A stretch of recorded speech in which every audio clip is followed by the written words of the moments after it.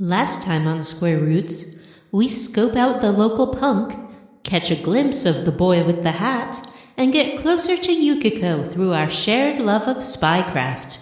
Later, we visit Kanji's bathhouse for some steamy, problematic depictions of male homosexuality. Aw man, these regressive depictions of queerness are wrong on so many levels!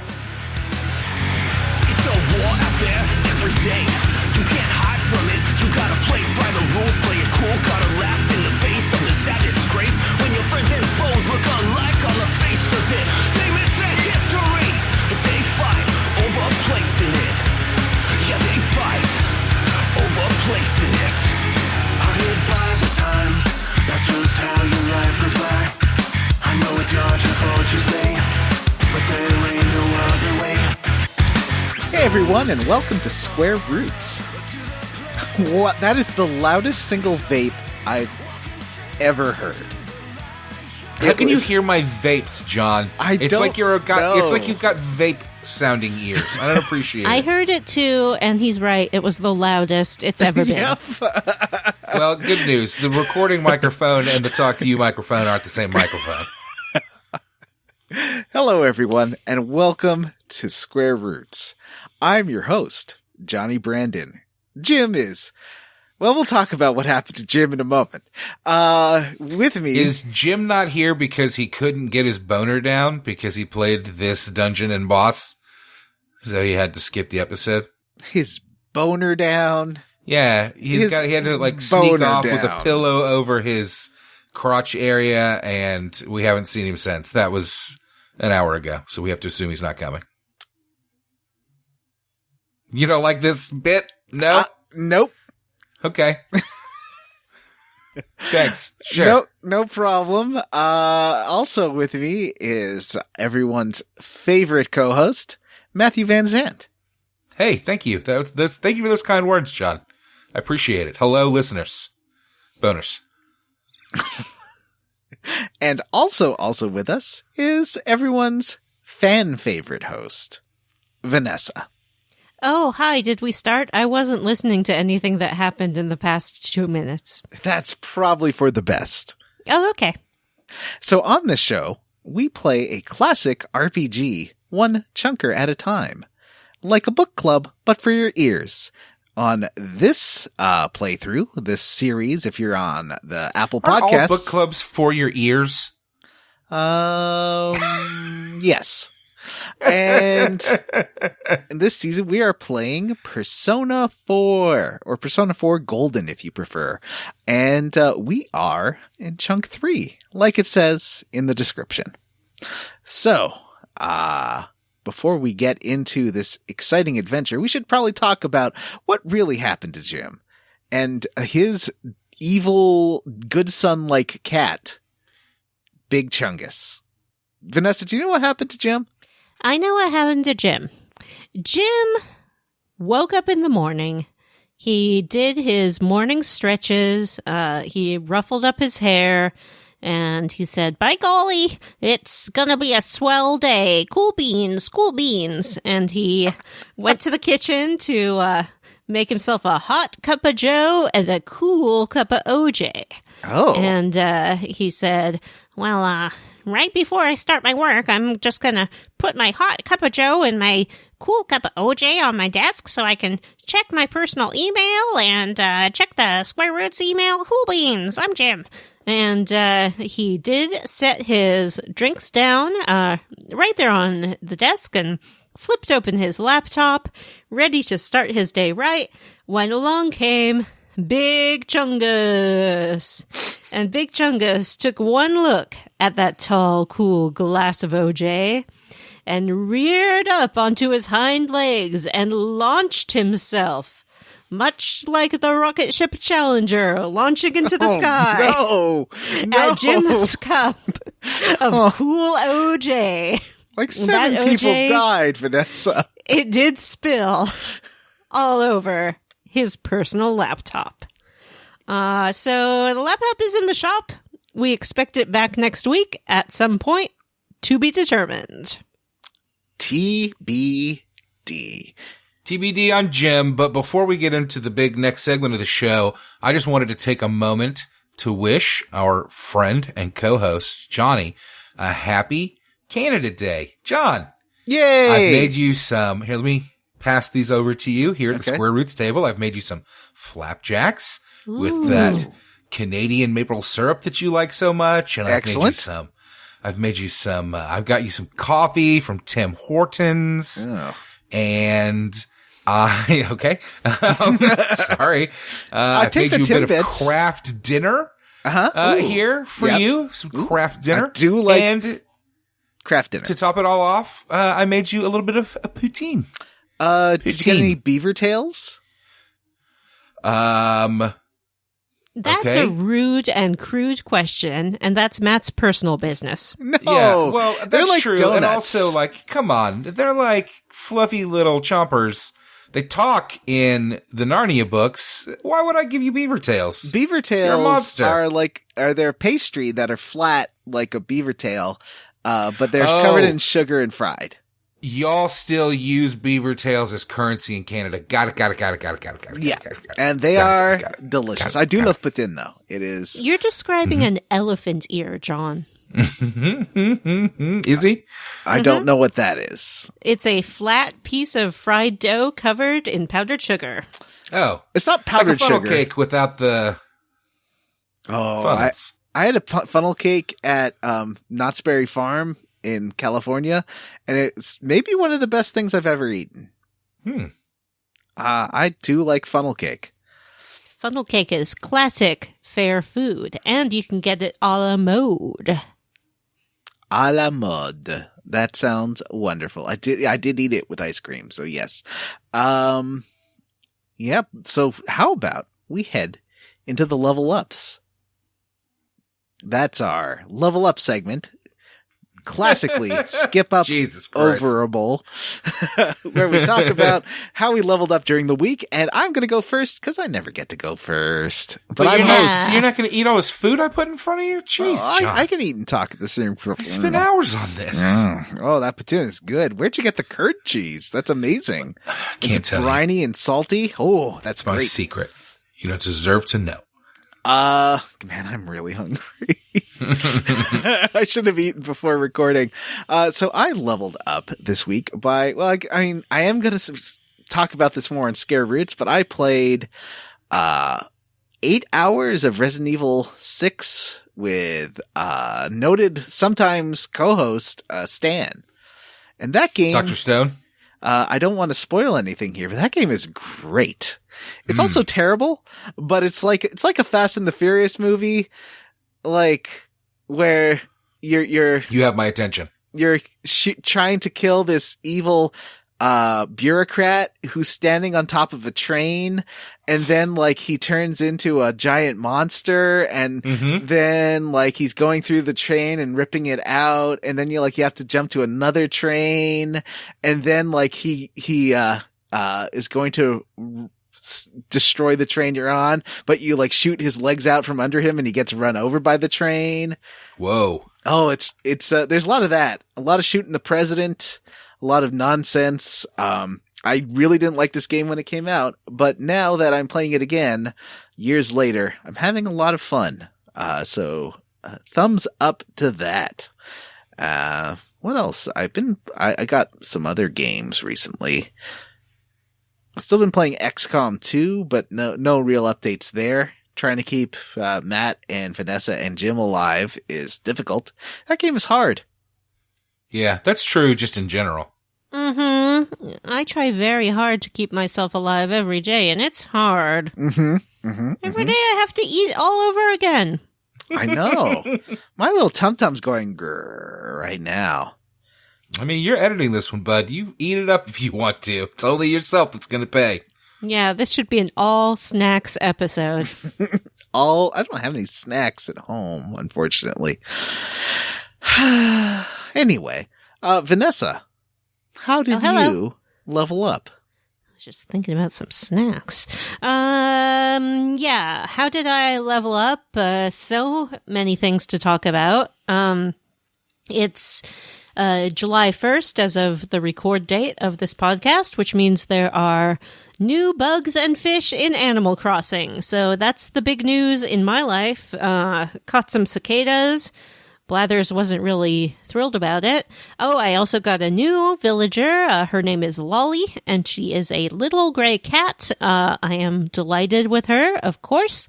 I continue my quest to rewatch the movie Zodiac. Once every 2 or 3 weeks, I watch 1 hour of the movie Zodiac. It's still not over, but I feel like we're getting there. That's a great movie. And it's a very good movie, and I just kind of put it on, and then it gets late, and I'm like, wow, I still have another hour left to go. I guess I'll go to bed. Pick this up later. Getting ready for Hamil Drop at the end of the week here. So Hamilton excited. On Disney Plus. We're very excited about that. Loyal listeners to the podcast know that I did see the original cast in New York on stage. It's no big deal, It just, it happens. But that sure was the best theater experience I ever did have, and so I'm very much looking forward to redoing that. As you can tell, I have been very busy and productive. So many things to talk about. I can't even get into them all. I have been reading about the group AKB48, the Japanese idol group with 48 members. I sent a video to the Square Roots chat, and after I sent it, I sort of realized it's really not safe for anyone to watch, because, well, I can't attest that there are underage girls in it. I suspect that there are, and don't watch it. It's bad. Also, I do so much, and that's how I leveled up. You do so much. Vanessa, I'm so excited to see Hamilton. I have not seen it. It did come to town, but I did not go see it. Yeah, it's hard to get tickets because they are rare and also expensive, and right now you can't get them at all. I think it's delightful that they're releasing it so much earlier than planned. It will be a wonderful way to see some live theater in your home. The performances are magnificent. I would say pay extra special attention to Leslie Odom Jr. as Aaron Burr in his Tony-winning performance. I also watched Snowpiercer. Oh, how is it? It's not good? I continue to watch it, and it's not good. Did you love the movie? I mean, I love Daveed Diggs, and he's good in it. I didn't love the movie. I liked the movie, I would say. I like the weird sci-fi premise of it. It has, movie caliber actors in it. Jennifer Connelly is in it. I don't know. It's just like not. I mean, I feel like I hear that about a lot of these TBS, like sci-fi dramas. They do their best. I've also been watching the second season of Dirty John, the Betty Broderick story. Oh, really? Yeah. Is that a show? I thought it was like a mini-series. They advertise it so much, and I don't even know what it is. Yeah, well, the first season was based on this podcast called Dirty John, which was brilliant, and the miniseries was very good as well. So now they're sort of under the same bannerhead, telling a totally different story, which is the story of Betty Broderick, who listeners will remember as the woman who was screwed over in a divorce, and so then did kill her ex-husband, very dead. And wrote a book about it. Should I watch this? I would recommend the first season for sure. I think it's really an interesting story. It takes sort of a while to stick with it, but the payoff is worth it if you can make it to the end. If you don't want to watch the show, you can just listen to the podcast. It gives you essentially the same thing, but Connie Britton and... Yeah, podcasts are terrible. Connie Britton and Eric Bana play the leads in the first season, and Connie Britton is just wonderful. And Eric Bana, again, a movie caliber actor who is slumming it on the old boob tube. And he does a good job as well. It's a really interesting look at, a sort of aspect of domestic violence that isn't talked about a lot. Because it's not like a, battered woman kind of story. Is the first season also, or is the first miniseries also the story of a woman that kills her ex-husband? That would be spoilers, and so Okay. I am not going to say. Okay. But also, no. Okay. I'll check that out. I do get advertised that a lot on something that I watch, probably like USA or TBS, because I watch a lot of wrestling. I'm enjoying this season because it's set in the 1980s, which is fun. Does it have is it Bacon or Slater? It's got somebody. No, it's Estevez, Emilio Estevez. Is that true? No, it's Christian Slater. It's Christian Slater. I didn't think it was fucking I just Emilio lied to you. Estevez. I'm sorry. Yes. Matt, how did you level up? Ooh, Vanessa, I watched 2 movies that I can talk about. And I would love to talk about them with you. I watched the movie Charlie's Angels. 2018? That answers my 2019? question. Whatever. What was your which question? version? So what did you think of it? I liked it a lot. I thought it was wonderful. The cast is great. Kristen Stewart is wonderful in it. The other actresses, whose names I can't remember off the top of my head, I'm sorry, were all really great as well. All the angels were great. Bosley is great. Obviously, Elizabeth Banks is in it. Patrick Stewart is in it. Has a lot of fun performances, has some fun twists and turns, has some fun action scenes. Unfortunately, you can kind of see the budget on the action scenes. Sometimes, like, some of them were pretty good, but sometimes you would get something where you'd be like, wow, they used a lot of CG there, clearly, because they did not have a lot of money. But it was great, and it's a shame that it did not, I think, do well, and probably we will not get a sequel. It really did try to set up, without being like a bunch of setup, it did try to set up this kind of established world of Charlie's Angels. I think it really tried to continue on the TV series in a way, because a lot of, well, I don't want to spoilers. And I never watched the show, so I don't know. Did either of you see it? No. No. That's a bummer.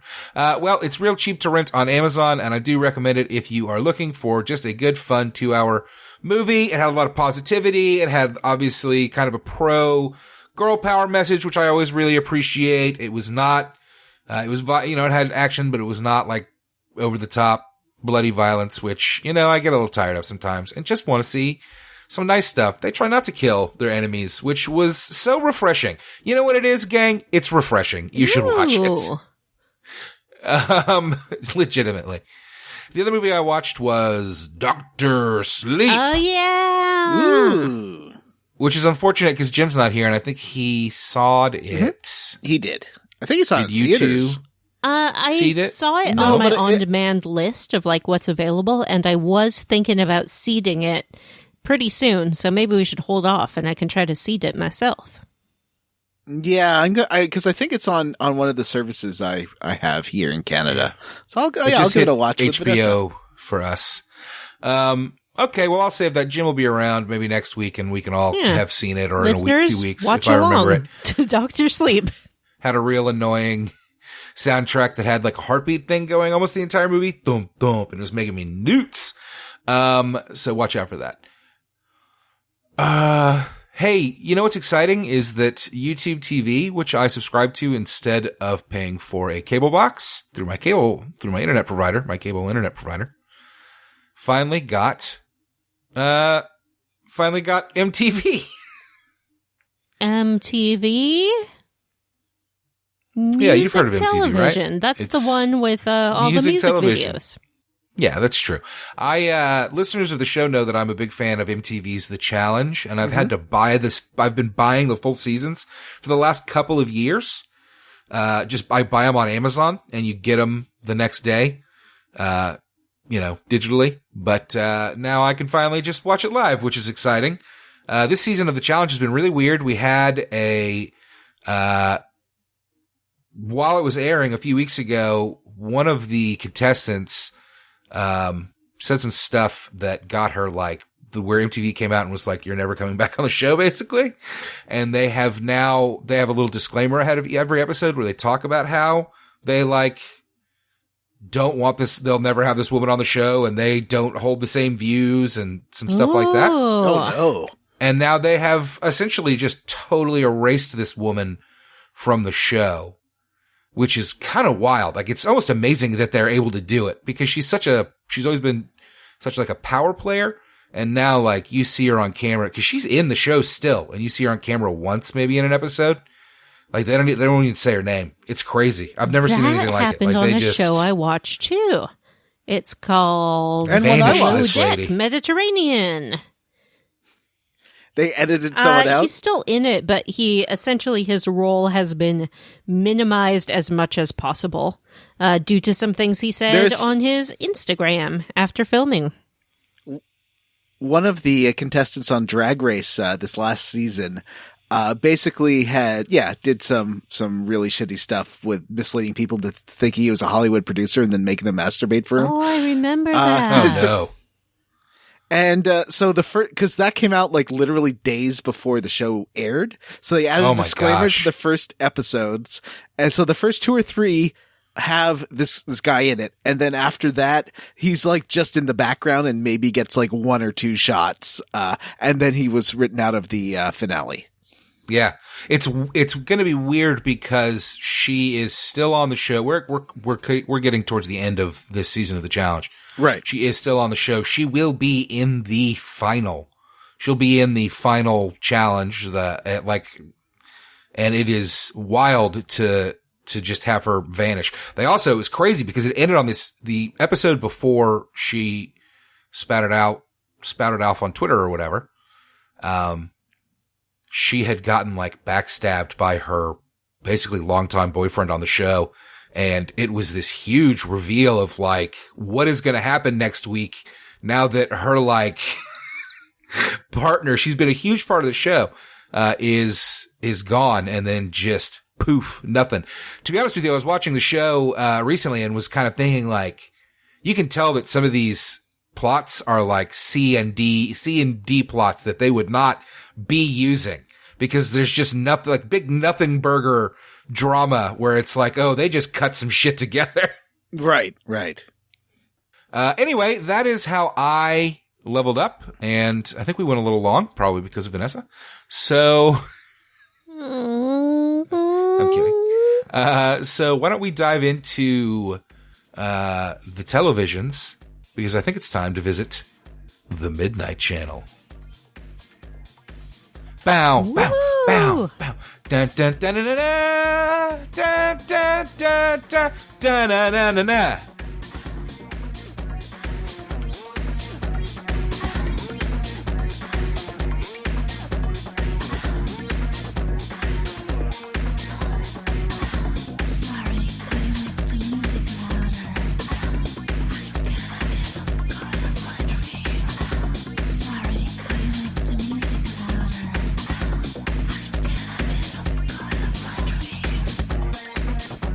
All right. So, Vanessa, guide us through this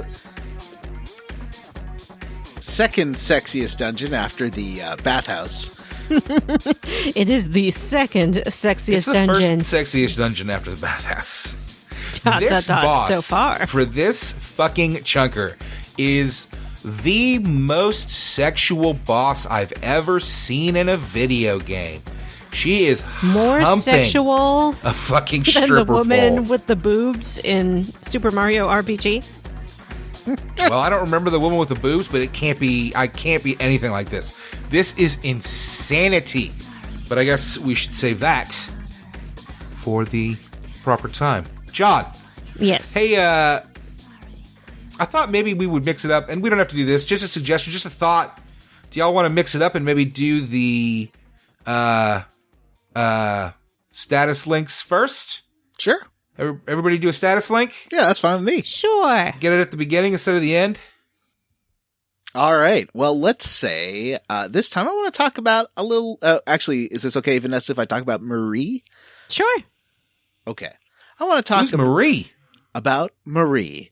She is the one who I said is kind of dressed like a Tim Burton character with like the stripy knee socks and like the boy with a hat and like a torn denim vest. She's like a punk girl, and she lives in the Velvet Room with Igor. Oh, and the other one. What's her name? Margaret. Margaret, that's right. And she writes a lot of poetry you can find every time you go to the Velvet Room to mess around with your personas. You get 5 minutes of her poetry. Vanessa, maybe I can find one of her poems if you want to do a dramatic reading. Oh, for sure. Hey, John, how do you access her? What do you have to do for her? She is sometimes standing outside the the Velvet Room gate in the commercial district. Really? I don't think I've ever seen her there. I think you have to trigger it the first time by going into the Velvet Room and clicking ask about resident requests, and then ask about Marie's request. Yeah, so is she the one that so what is she, do you do tasks for her like the fox? No, you just take her around. Oh, really? Mm-hmm. Okay, interesting. I'm trying to find Marie's poems. I found some. I'll do it. Okay. The fallen angel is chained down, her wings torn off, eroded by prejudice, her last breaths full of black despair. Do you know her name? Will she eventually return to nothing, forced into the realm of oblivion? No! Her requiem will become a roar and tear away the mask of hypocrisy. Do you know her name? She who will strike down the cowards and tear down the lies? That's right. Her name is... What Vanessa. Is it? What is it? That's the last line. Oh. What? It's Vanessa. Do you want another one? Because I can keep going. Oh, yeah. Let's do one another more. one. My list. The hated. People who are all talk. Lying grown-ups. Keeping up appearances. Hypocrites. Myself. I hate myself. Dumbass. The liked. Animals. Only the cute ones, though. Like cats. Milk tea. I like lemon, too, though. Black. Blue. Gray, too. Only dark gray. And... me. Aww. This does, I feel like it is a very, teenage poetry. It is a very 100% teen poetry slam night in Marie's Velvet Room.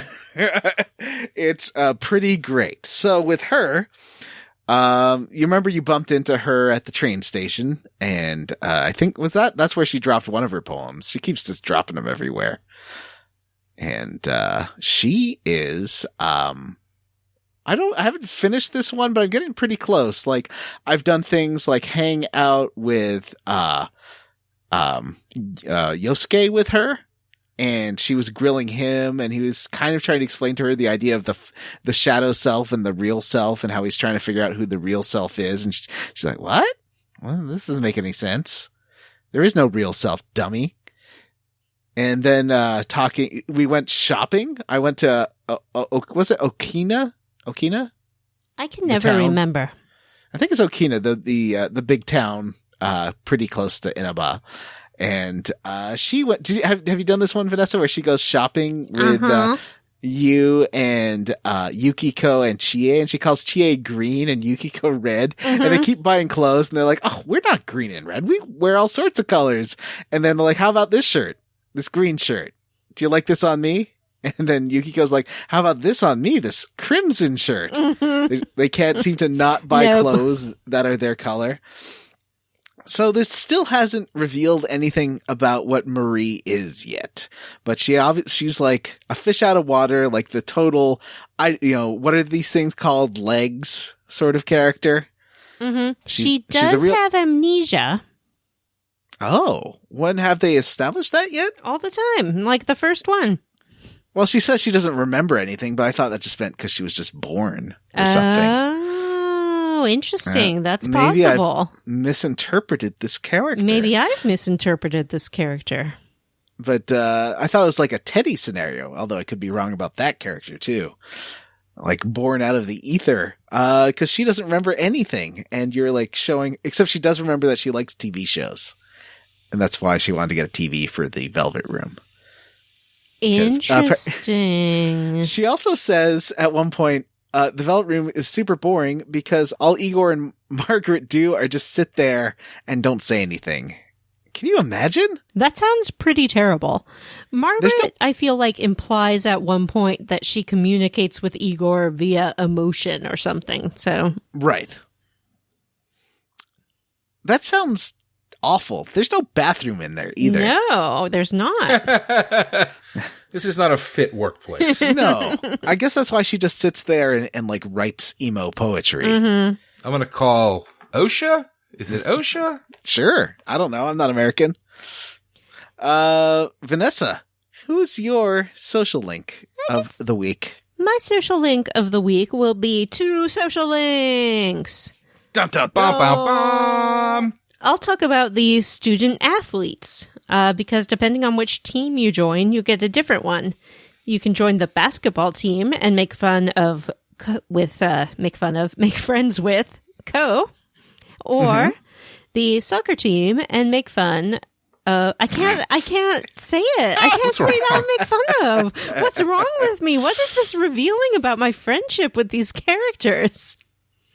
Make friends with Daisuke. Daisuke. Yeah. Daisuke. And they have slightly different plot lines depending on which team you join because it focuses on one or the other of them. But you make friends with them both in both scenarios. So it's just called the Fellow Athletes Social Link.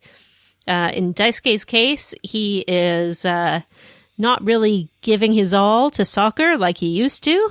And you are working to pep him up. And same thing with the basketball scenario, except in that case, it's tied to Ko being adopted and trying to wrestle with the fact that he has recently gained a sister who is the biological daughter of his parents, and he feels like he has been replaced. Huh, that sounds way more interesting than the path I've been going with the soccer team. Yeah, I would say that the basketball team is the more interesting one. Daisuke, he sort of is hung up on his ex-middle school girlfriend, it seems like. Yeah. And it's not really that compelling. He's just like, I can't kick the ball because I used to like a girl. Well, I also got a weird one with, I'm on basketball team, but Daisuke took me aside when we were hanging out and it's like, hey, I want you to really help lead the basketball team because Ko's parents are super traditional and they see basketball as barbaric. Mm-hmm. Weird. Yeah. So they both kind of are struggling with their respective sports. One thing I do like about the game is when you join the sports teams, the other players just hate you right off the bat, especially the soccer team, which makes you break down the nets and put things away every night. But in the basketball team, you do get to polish some balls with Ko. And he has that great line, I love polishing balls. Who doesn't, Ko? Who doesn't? And they like to go to the Chinese diner together a lot. So you get a lot of good Chinese food with this social link. Mm-hmm. Oh, I could really use some good Chinese food for this. I'm so close to my kitchen and the snacks are so close. Maybe I'll go get a snack while Matt talks about his social link. Matt, who do you want to talk about? I am going to talk about Yukiko Amagi.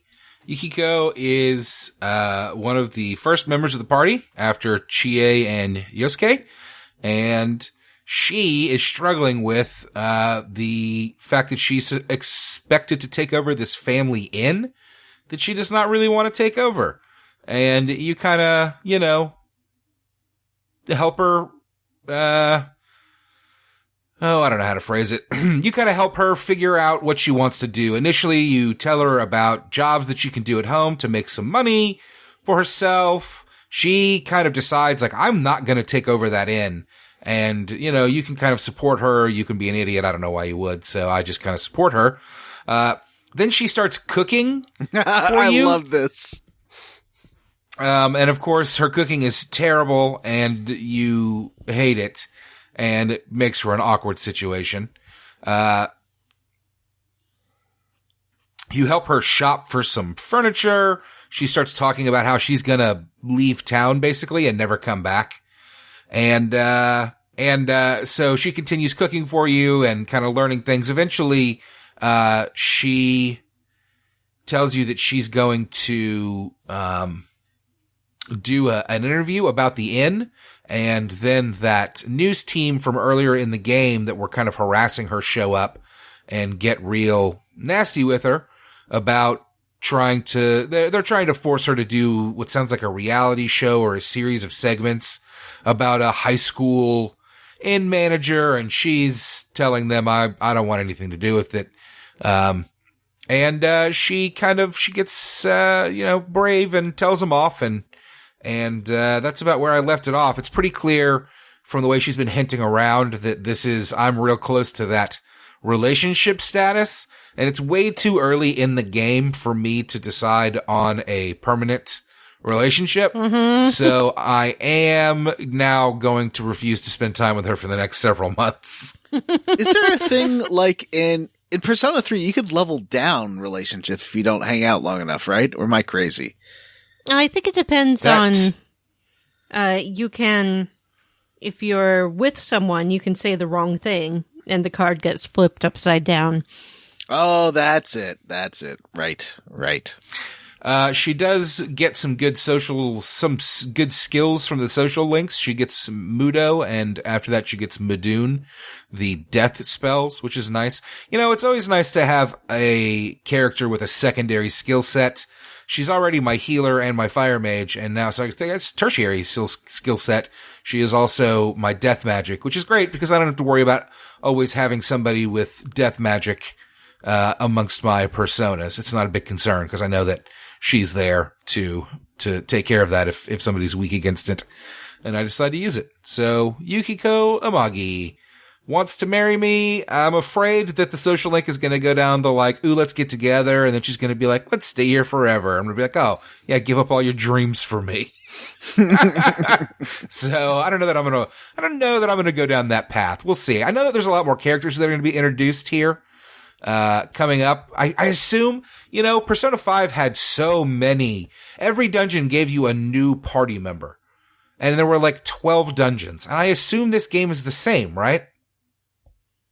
Yeah, I think there's 10 or something, right? Or 8? How many total party members do you get, though? 1, 2, 3, 4. No idea. Are less elements in this one in the attack. I remember that Persona 5 has radiation and psychic elements that this game does not have. So maybe this does have less. Yeah, I think it has than Persona 5 overall party members. I can count. Let me see. There's Yosuke, Chie, Yukiko. Well, Kanji. It'll have the same number of social links, and I'm sure that I'll be meeting lots of girls. Yeah, there are lots of girls.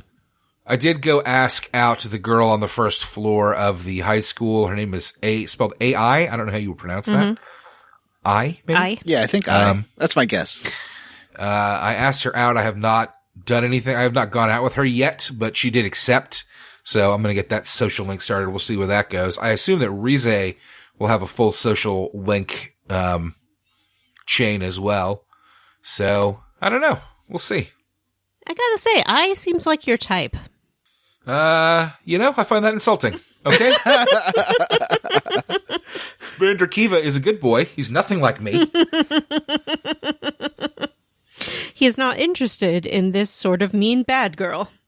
And that's it. All right. So why don't we get into the real meat of the episode? We rescued Kanji, and then what happened, Vanessa? Well, we pull Kanji out of the television and send him on his way. And then we get another cutscene. We see another figure standing in the fog. And they're like, again? So who could this be? We don't know. We don't. Cut to the next day at school. We're up on the roof, and Kanji shows up, and he's very polite, and he's like, hello. And your teammates make fun of him And he said, well, I didn't know you were my senpai before when I chased you around and told you I was going to kill you. So hi. And they decide to sort of ask him what he remembers and what's going on. He says he doesn't really remember very much, and he doesn't know who Hat Boy with the hat is. He just knows that the boy showed up, and he asked Kanji some questions about anything strange that had been happening, and Kanji said, before I knew it, I asked if I could see him again. And then Yosuke, because he's trash, is like, you asked that of a guy? And it's like, yeah, Yosuke, you've been through the whole thing. Like, this is not a revelation. Yeah, you were there, man. Come on. The Yosuke's treatment of Kanji throughout this whole chunker is very weird. Like, sometimes it seems like accepting. Sometimes it's like, why don't you find a dude who's hot? Or what dude's, is he your type? And but Kanji gets mad at that, but then sometimes he's like, oh, remember, we're only here to pick up chicks, not guys. I mean, that whole scene, that whole story element is terrible in general. Like, his behavior about women is also just gross. Like, I just can't stand, all these games have this character that's the boy that's just fucking obsessed, and I always hate it. He's that guy that you go to college with that literally just talks about all the women that he sleeps with all the time. That's the only conversation he wants to have. And it's like, I don't want to know you. Yeah. And, he's usually full of shit. I'm sorry. He does. I thought that as well, John. I did occasionally feel like he almost sounded like accepting of Kanji, where he would be like, hey, is that guy your type? Hey, that's cool. And then later on he'd be like, bleh. It was terrible. It's like he lets his guard down and lets his true sensitive self show, and then he's like, but no homo. And the interesting thing is, I read this week that there was recorded dialogue found, like, on the disc of Yosuke, like, admitting his true feelings to the protagonist and about the protagonist, of, like, being in love with the protagonist. Oh. The article that I read talked about how somebody was trying to mod that back in. Now that it's been released on Steam, people can mod it, or can try to mod it, I guess. People can hack it, and somebody is trying to add that back into the game. That would be amazing. It's really interesting, and I think that it changes. I think that I appreciate the fact that is not in the game and is not canon, but in the interest of enjoying this game and not, like, fucking hating Yosuke, I do think that that kind of changes his character a little bit. If you think that he is struggling to accept his own homosexuality. Yeah. Right. It makes him more relatable and likable, I think, and understandable, and not just a gross 2000s caricature of a South Park character, right? Yeah. Am I right? And it would make sense because all of the characters are dealing with their own sort of identity in relation to sexuality somehow, it seems like. Yeah. I'd say South Park actually handled homosexuality much better than this game. Really? John, South Park is my go-to, thing to talk shit about with the way it handled homosexuality because of that episode. Well, there's tried to repurpose the word. No, yeah. That episode is what, like, I knew I was never going to watch that show again. Yeah. But I think before that, there was, like, there were gay characters, and they weren't, there were jokes, but there was jokes as much as anyone else. It didn't feel like it was, oh, look at them being gay. Yeah. For sure. And it's funny, I was just having a conversation with my stepdaughter, who came and spent a couple of days with me last night, about that specifically and about South Park. She was telling me how much she loves it. She watches it with her friends.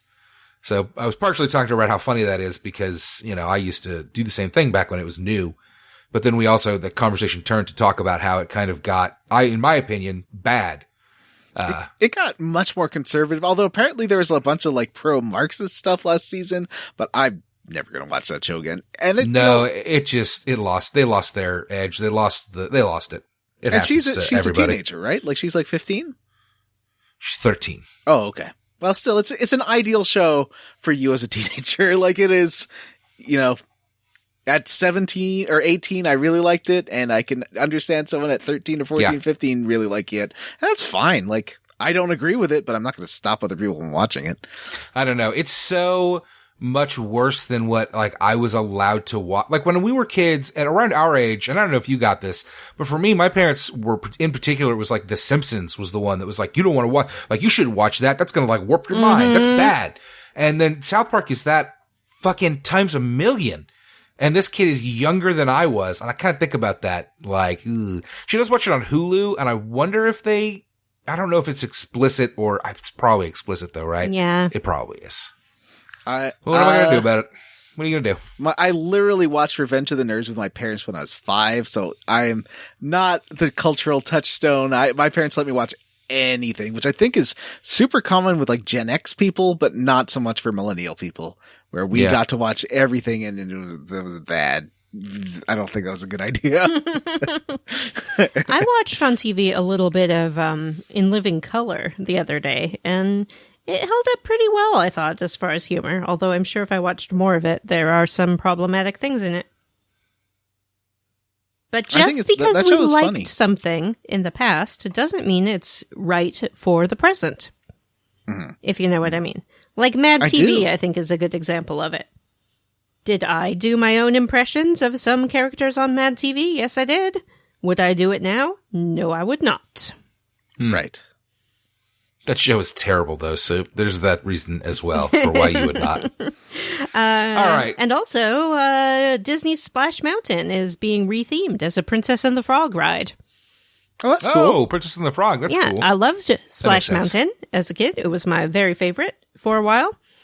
Still might be. I mean, it's definitely up there, but it's also time for it to be rethemed. And I'm not mad about it. Do you want to go on back to June S? Yes, I'm still having a snack. Okay. So, you take Kanji to June S to talk about everything that's going on. Kanji is way more interested in having a big meal than listening to what you're talking about.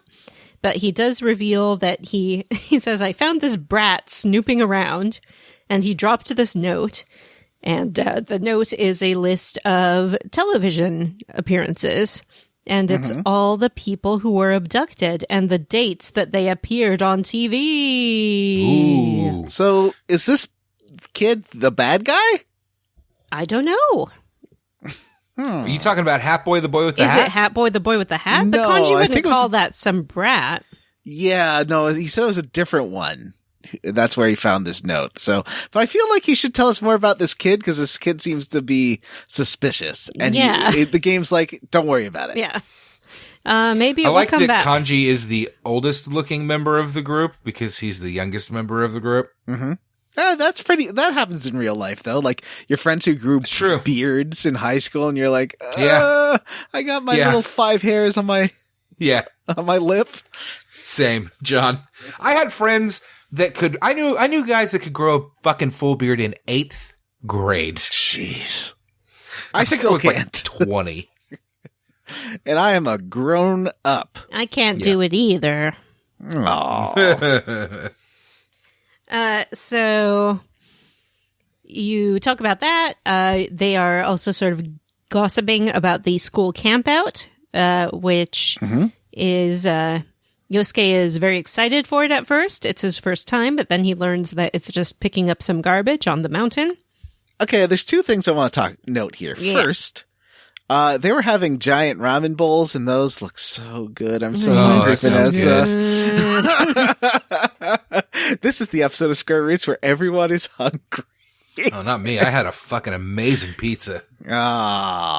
And so also, during this conversation, this is at school, it made me realize, I think it's like the great young old divide where it's like going to a mountain and picking up trash and then camping out. To me at 40, it's like, oh, that sounds really fun. I would have loved that. But I know that me as a teenager would have been like, oh my God, and like dreading it and having it like ruin the 2 months before because I was dreading it so much. Do you feel the same way, Vanessa? Yeah. Maybe. No. Because I went to that weird high school and like once a week we'd do some kind of like civic service thing. So we'd like do these trash things or go to an animal shelter or sort tapes for the blind or some shit like that. So no, that kind of thing would not bother me. I don't like camping overnight, though. That would bother me, especially with no indoor plumbing. No, thank you. Matt, would you have hated this trip? Yeah, I had to do some stuff like this when I was in high school as well, and it was not fun. I don't know. Yeah, sounds terrible. Don't go. The kids that skip are the smart ones. Right. The whole situation that happens with the switching of the tents and kanji and some more problematic fucking dialogue from Yosuke is real obnoxious. Yeah, we'll get to there that in a little bit. So they do take Kanji into the TV and introduce him to Teddy. He gets his own pair of glasses and becomes an official member of the squad. All right. Later, you're back in school. And King Moron yells at you, and he's like, hey, you probably hate public health, huh? And you're like, he's like, wear your mask, idiot. And you're like, what? That's not even. Then he commands you to go to the infirmary to help out with the health club, which you do. You take a message from the salesman. You can get some knowledge points if you remember it correctly. And you also meet a very sullen boy who sort of shows up late and is supposed to help you clean up. And he's like, hey, you remember, what's her name? Sakiko, who died? Yeah, Saki-senpai. Saki-senpai. I'm her brother, and I hate Yosuke, and I hate you. Goodbye. Yeah, he just real dropped that one and just left. Because they're like, oh, you two go clean up. And he's like, nope. I hate you. He's like, by the way, I hate you. I mean, I assume he hates you because you're best friends with the gentrifier. I don't know. I'm curious, but we'd have to do the social link with him. We would, and maybe we will. Stay tuned. Mm-hmm. Meanwhile, when they're behind you, it's like a squeeze play. That is what Yosuke comes up to you and just yells at you. He goes, guess what I just heard? When they're behind you, it's like a squeeze play. Yeah, what does that mean? Who knows? Yeah. So Yosuke gets an idea. And Yosuke is that type of guy that's so obsessed with girls that just having like a boob on him, even if it's like on his back, is enough to get him very excited. Oh, that's what he means. Oh, okay. So he wants to get a motorcycle because he wants to ride on his motorcycle with a girl and feel their breasts against him. So this motivates the next, or like, maybe just in general be close to them or have them rubbing against him. But he does cite that as a reason. The whole like several times that no. The end goal is to have breasts pressed against my back. It's just like I know that cultures are different and I also know that this is a video game written by adults.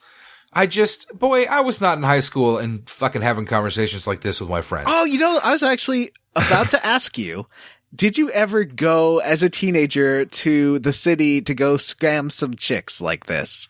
No. First of all, I was a fucking teenager. Like, this is unreal to me. And second of all, what part's unreal? Just the idea of like being like 14 or 15, however old these kids are, and just going out to the city. Oh, I did that because I totally did that as a like we would go downtown at 15 for sure. But downtown, what does downtown mean? Like I'm thinking I'm in where I live. And there's like a downtown area here, and there's a downtown area all over every little city around me because I live in suburbia. Right. And there's all sorts of malls and things like that you would consider downtown. But I wouldn't go out to like Tampa on which is like an hour across the bridge. Yeah, that's on what like a Saturday just to like. I take an hour bus ride and then go on the metro to go to like downtown. Like this would be like real downtown Montreal. So like, I think the difference is that there's no real, like Tampa downtown, there's nothing for a fucking kid to do down there. Like, I mean, we went there and I bought Star Trek books. Like, it wasn't like I was being cool and trying to score chicks. I grew up in the city. There was this place downtown where you could go play video games. It was like a super big arcade. Dave and Buster's? No, it was called Game something. I don't remember. It was unique when it opened. Okay. And there was also, not quite downtown, but there was the Wizards of the Coast flagship store when I was a teenager as well in the Seattle. So there were lots of stuff for kids to do. We would go to the movies and things like that for sure. But I would not go to scam on chicks and or boys. And there was also Seattle Center, which is where the Space Needle is. They'd have rides and things. That would be a place your parents would sort of drop you off, but it wasn't gated or anything. It's like in the city. Yeah. For I think for my area, that was just like the mall, basically. Like you just went and got dropped off at the mall and hung around there all day. I knew someone, though, who would like always talk about this and go with his friend down. Like there's a underage club called Volks. He would go there with his friend and they'd always talk about trying to scam chicks. I always quote him about What do you it. mean by scamming chicks though? That is the term they used. They went, what does that mean? Just like pick them up, get their number. Yeah, get their number by pretending to be someone better. Like I don't know anybody that's ever actually done that, I think. Like that's like sociopath behavior. Yeah. Like even for like the Gen X late millennial generation to be like, "Oh, I'm going to go lie to some broads and hope that I can fuck them." It's like that's some like we knew that was gross shit in fucking 1996, pal. Like I'm not disagreeing with you. I went downtown to buy comic books, not to scam chicks. I went downtown to play video games or see a movie. We always went to the Dollar Cinema when I was a teenager. It was so good. I wish those still existed. I fucking abused the shit out of those when I was like middle school age. Oh, it was great. There was one called The Palace, and that's where I saw like Street Fighter and everything, Mortal Kombat. It's awesome. Yeah. So anyway, so the whole idea is Yosuke wants some breasts up against him. He even has a name for this plan. What is this named? The Up Close and Personal Plan.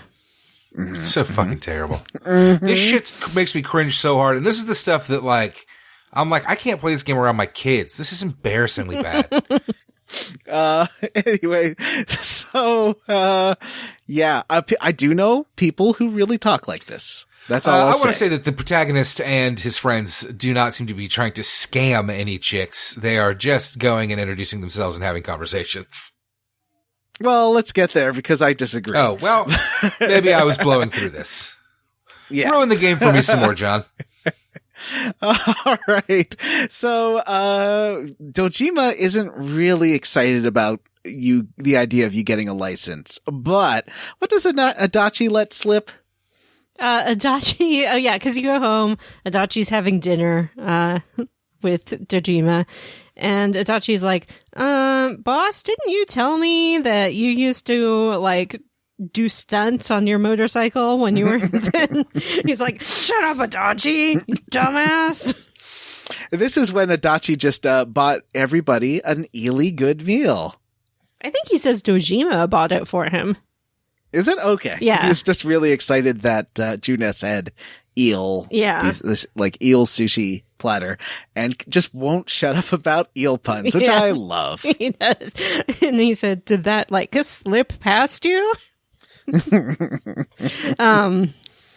Yeah. He says that Dojima invited him over. I think Dojima says he can't stand Adachi's noise when he eats cup noodles anymore. So he invited him for dinner. And then Adachi's like, you can just say you wanted to spend time with me. And he's like, I didn't. Shut up. I hate you.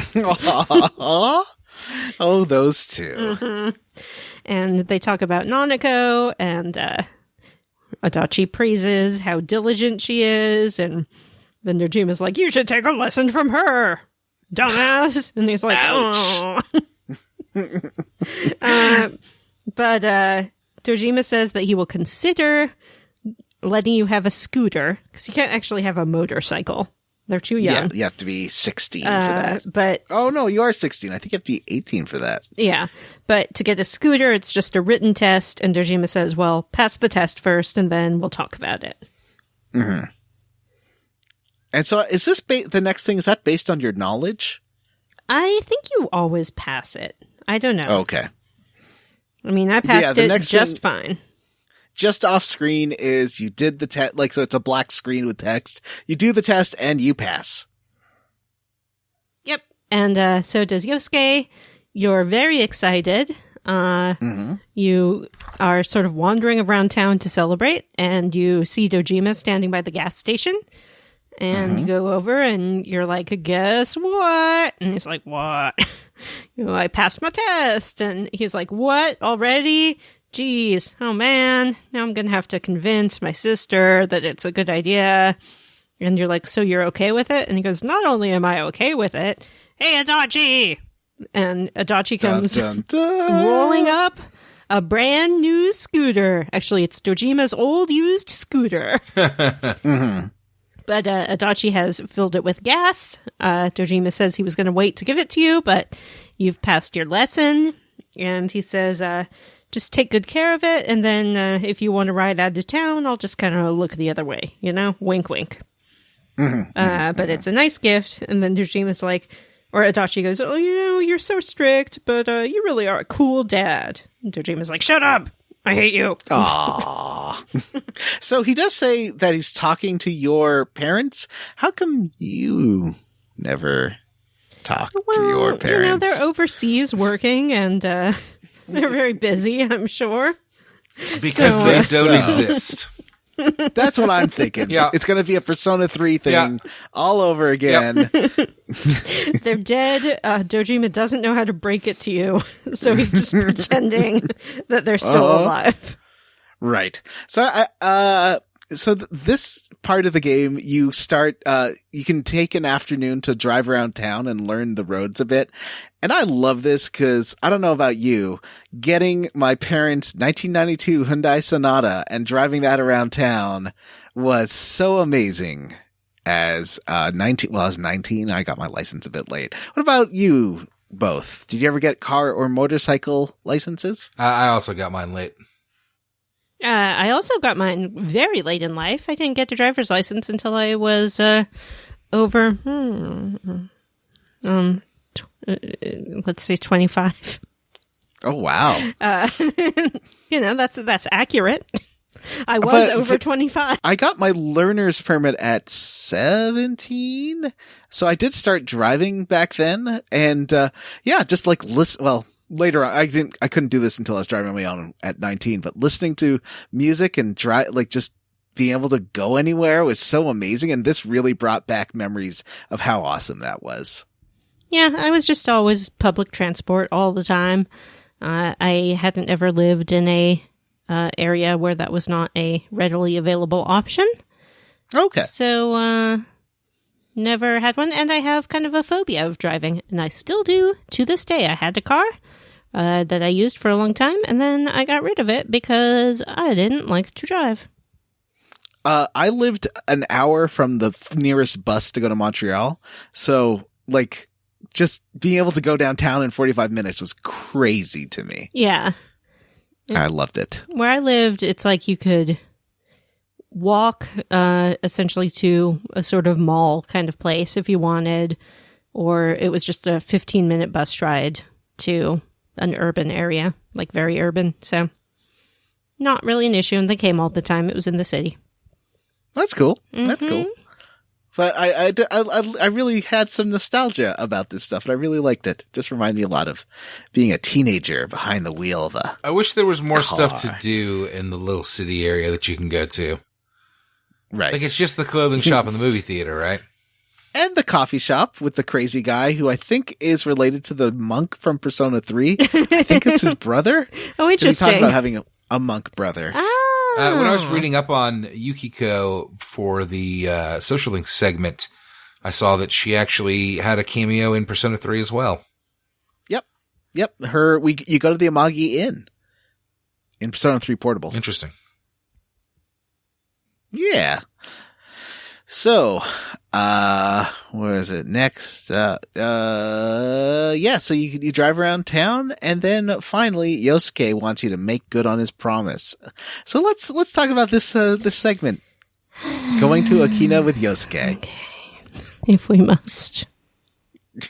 First thing that is great about this, maybe the only good part, is that Kanji decides to come too.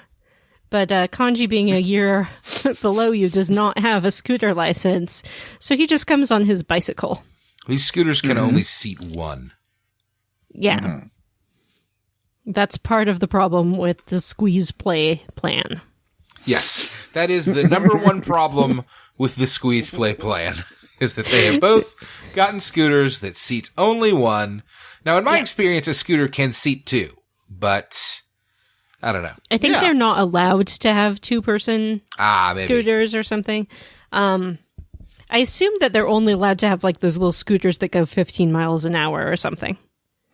I don't know. Here you could do like the Vespa style at 15, I think. Okay. But I had my learner's permit when I was 15, and the first time I drove, I got into a wreck and totaled a car. What? Okay, I want to hear about this. I mean, that's the end of the story. I don't know what you want me to tell you. There was heavy traffic, and some guy was driving down the center lane, the suicide lane, with nowhere to turn, and I did not see him, and some nice lady let me cut through the thick traffic into the middle lane, and this man smack the front of the car and destroy it. I had my mother with me, and she had her, obviously, because I had a learner's permit, I had to have somebody in the car, and she had one of the dogs in her lap, so it was right outside of our house, and she ran home to take the dog, and I was left sitting there going, I don't know what's going on. It's I would have just cried. Just start crying immediately. I did get issued a ticket, and then the man did spend several years trying to sue my mother, and he never was able to do so because we were so fucking poor that the judge literally was like, hey, the woman's got nothing for you, pal. Yeah. The weird thing is that it was a friend of mine's, a girlfriend, not girlfriend, but girlfriend, friend of mine's stepfather that Oh, no. Nice. that hit me. And, it was interesting. Anyway, then I didn't get my license until I was 18. That makes sense. I just I don't like people being mad at me. And whenever you drive, people are mad at you, whether it's warranted or not. Mm-hmm. And I don't like it. I'm sure it's warranted in your case. So just because I refuse to drive more than 5 miles above the posted speed limit. That's the law. Okay? There's this section in New West where it's 20 miles per hour, the equivalent, 30 kilometers an hour. And it's this really long, 2 or mile long road that one single lane each way. And someone was on my bumper and I was going 50. So I slowed down to 30. 30 kilometers an hour, 20 miles an hour, just for fun. I used to be real aggro on the road and do things like that. I just remember them getting so mad at me driving the speed limit and honking at me. I was like, yeah. Yep. I get tailgated all the time. Mm-hmm. All right. Especially, there's some, anyway, never mind. Also, I can't parallel park. So that's a problem. I found the secret to parallel parking well is getting a tiny car. Those help you learn to parallel park because they're super easy. And then you can sort of apply what you've learned once you get comfortable with it to bigger cars. I kind of had scooter envy of our protagonist here because I think that I might enjoy a scooter more than a car. First off, because I get kind of claustrophobic. It's not so much a problem in a car when I'm driving, but it can feel, very boxed in. And secondly, because I would be very small and would not be in people's way, maybe. Yeah, that sounds fun. I can imagine never be allowed to have a scooter. It's too dangerous. You're a grown-up. I know. Oh, boy. So, when you get to Akina with Kanji, First, Kanji's like, "Oh, I just want to go to a craft store for a second," and then Yosuke freaks out at that. Yeah, he's like, a craft store. I know. It's so fucking stupid. Like, the whole thing with the persona and all of that was to be like, you are who you are, and like, you need to accept yourself. And presumably we accept you too, since you are now part of this group. And the minute the guy's like, well, about that thing that I like to do that like got me all twisted up in my head, I'm going to go do that. And the guy immediately is like, whoa, what the jerk? You like terrible. Girl things? What? So fucking terrible. So, what do you decide to do in Okina, instead? Because Kanji feels so bad about, basically, I think what leads to this is that Yosuke makes fun of Kanji for liking girly stuff, and then Kanji's like, does the opposite of, oh no, I am super straight. Yeah, he's like, I'm going to perform heterosexuality for you. Yeah. Also, they've been standing around for an hour and no girls have just come up to talk to them, which Yosuke believed would happen if they had scooters. Yeah. So Is this when Yosuke also admits that he got the whole idea from like a fucking magazine? Yeah. So what's he reading? Maxim? Yeah, probably. I never Teen thought Maxim? this would happen to me, but It is the polar opposite of Teen Vogue. yeah. So, you go on a challenge quest to get a girl's phone number. And you run around talking to different girls and women in the area. There are as old as an adult woman and as young as probably like a 10-year-old. That you can try to get the number 10-year-old. of. I refused to talk to her. I kept talking to people. Yeah. And then I think eventually I was like, did the game make the little girl approachable? And I walked up to talk to her, and yes, it did. No. And I was like, no. Oh, wow. And it gives you the option then to be like, do you no. want to talk to this person? And I was like, no. Sure as fuck don't. You gross game. Yeah. Yeah. I did talk to her. She speaks Spanish to you. And then if you respond correctly in Spanish, she's impressed. And then you can be like, What the can I have fuck? your number? And she's like, I'm not going to give my number to a stranger. Fuck you. off. Yeah. There is a older woman who will talk to you if you tell her that you're in college. Oh, yeah, I did talk to her. I guess I there did is- scam her. So this is scamming shit, some you're chicks right. right there. There are some really kind of mean teenage girls who make fun of you and make you like bark They like a threaten dog, to- and threaten to- then demand. Pig. Squeal like a They pig. Oh, threatened that's to right. post your number like a on like a pig. dating site, which I guess would be bad.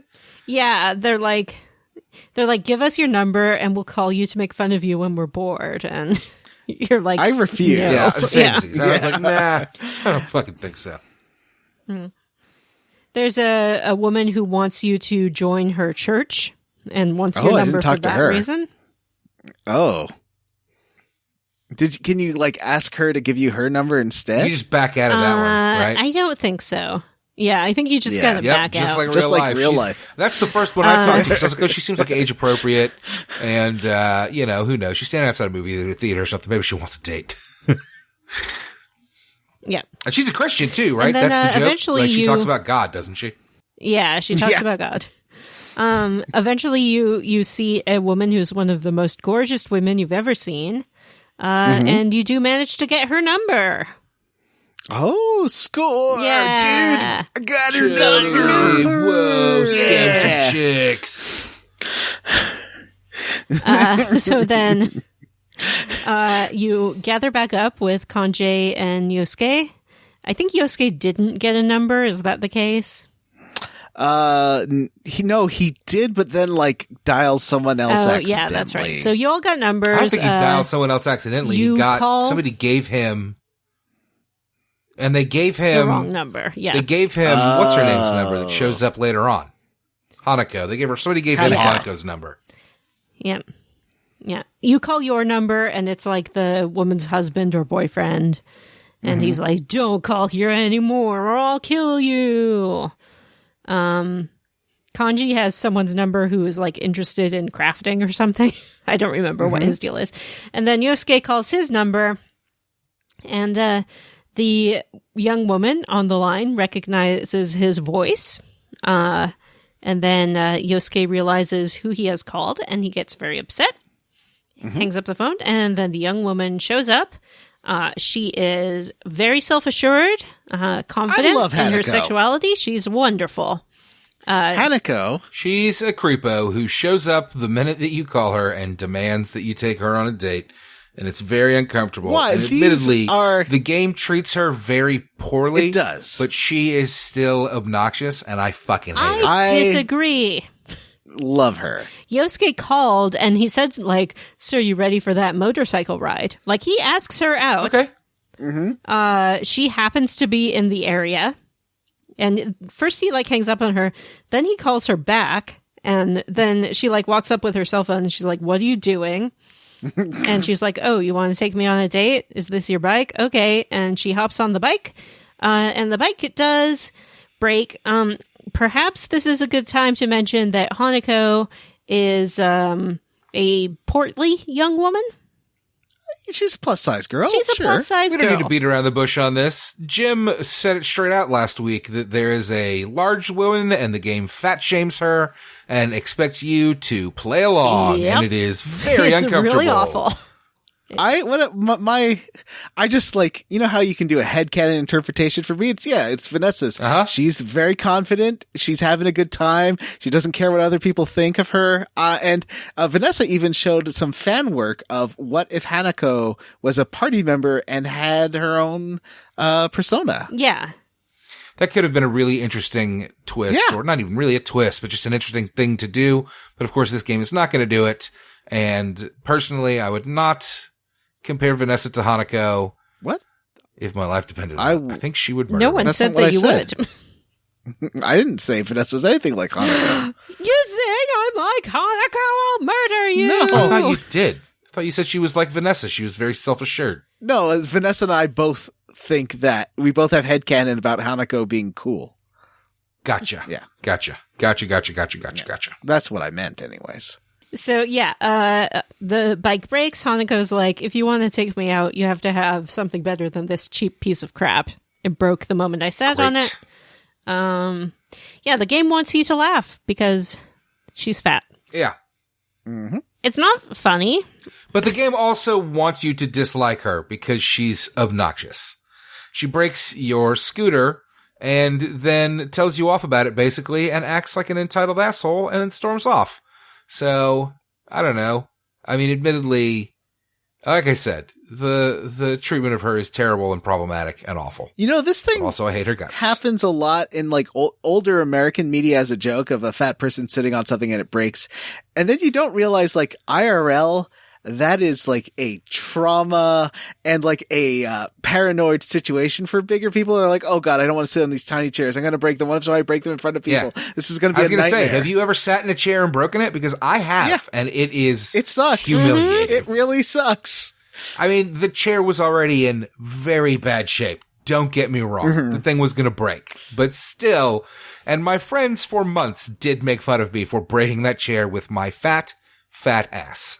I have sat on like what looked like a pristine, you know, those horrible cheap plastic lawn chairs and just like destroyed it. Yeah. Yeah, those things are not made to hold somebody over 100 pounds. Yeah. Which most people are over 100 pounds. So it's a problem. It's true. Yeah.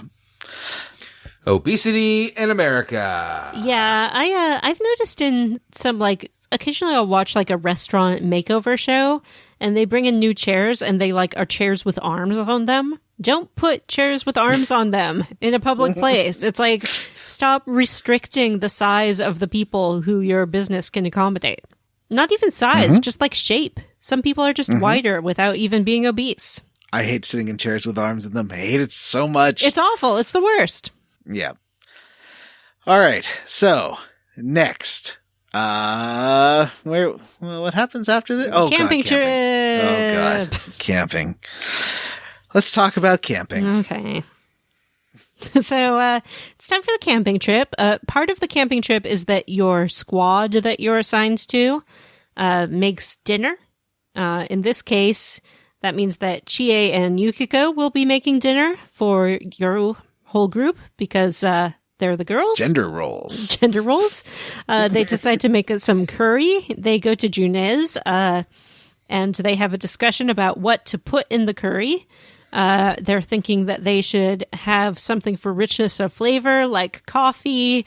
They should put onions. They should put maybe some chocolate. They should put lobster. They should put any kind of meat they can find. They should put sugar for sweetness. Like, they're just... John has written in our notes, the warning signs are there. And indeed they are. No, it was the second time that I watched this scene to write notes. I was like, oh, because I'm not a great cook. I got to tell you this. Let me just be straight with you two. I'm not good at cooking. So at first I was like, okay, yeah, sounds good. Whole wheat. They're like, that's healthier. We'll put some whole potato wheat. starch and whole wheat flour for this. Sure, why not? But I'm the second time, like, oh, they're picking all the wrong ingredients. Yeah, here. They pick too many ingredients that do not go together, and ingredients that just don't go in curry. Period. Mm-hmm. Yeah. So they make the curry. They bring it over to the table where you and Yosuke are waiting. Yosuke eats it, and I sort of love the animation in this. There's just like this mist that comes out of his mouth. He's just like, and then he passes out. Yeah, he falls over on his side. And then they're looking at you, waiting for you to eat it. If your courage is high enough, you can choose to eat it. But, I do eat it. Yeah, I ate it as well. I think you have to eat it because... Yeah. I was not able to... My courage was not high enough, and I was not able to eat it. I had to pretend to eat it and try to throw it out. But then the story does go like, you didn't get an opportunity to throw it out. Like, it's squishy and slimy at the same time, and it's hard. Like, so you also spray it and fall over. The girls are offended, although they do not eat it themselves. Hanako is a wonderful chef and has some curry, but since you are terrible to her, she does not share with you, and she only brought enough for herself. Yeah. Because she's all by herself, because she is outcast and ostracized because of her size. This is why she should have been a playable character. Yeah. People who are otherwise very cognizant of social issues will often overlook fat phobia or excuse it as acceptable. And there's still this idea that, like, yeah, that's a funny joke you can put in any kind of media and people will love it. Mm-hmm. I mean, personally, I do like to use a fat joke on someone who's not fat. That's fun for me to tell people, particularly as a large guy. I like to call people fat, like my brother. He's not a fat guy. And I'm a big guy. And I like to tell him he's a fat ass. It's a lot of fun.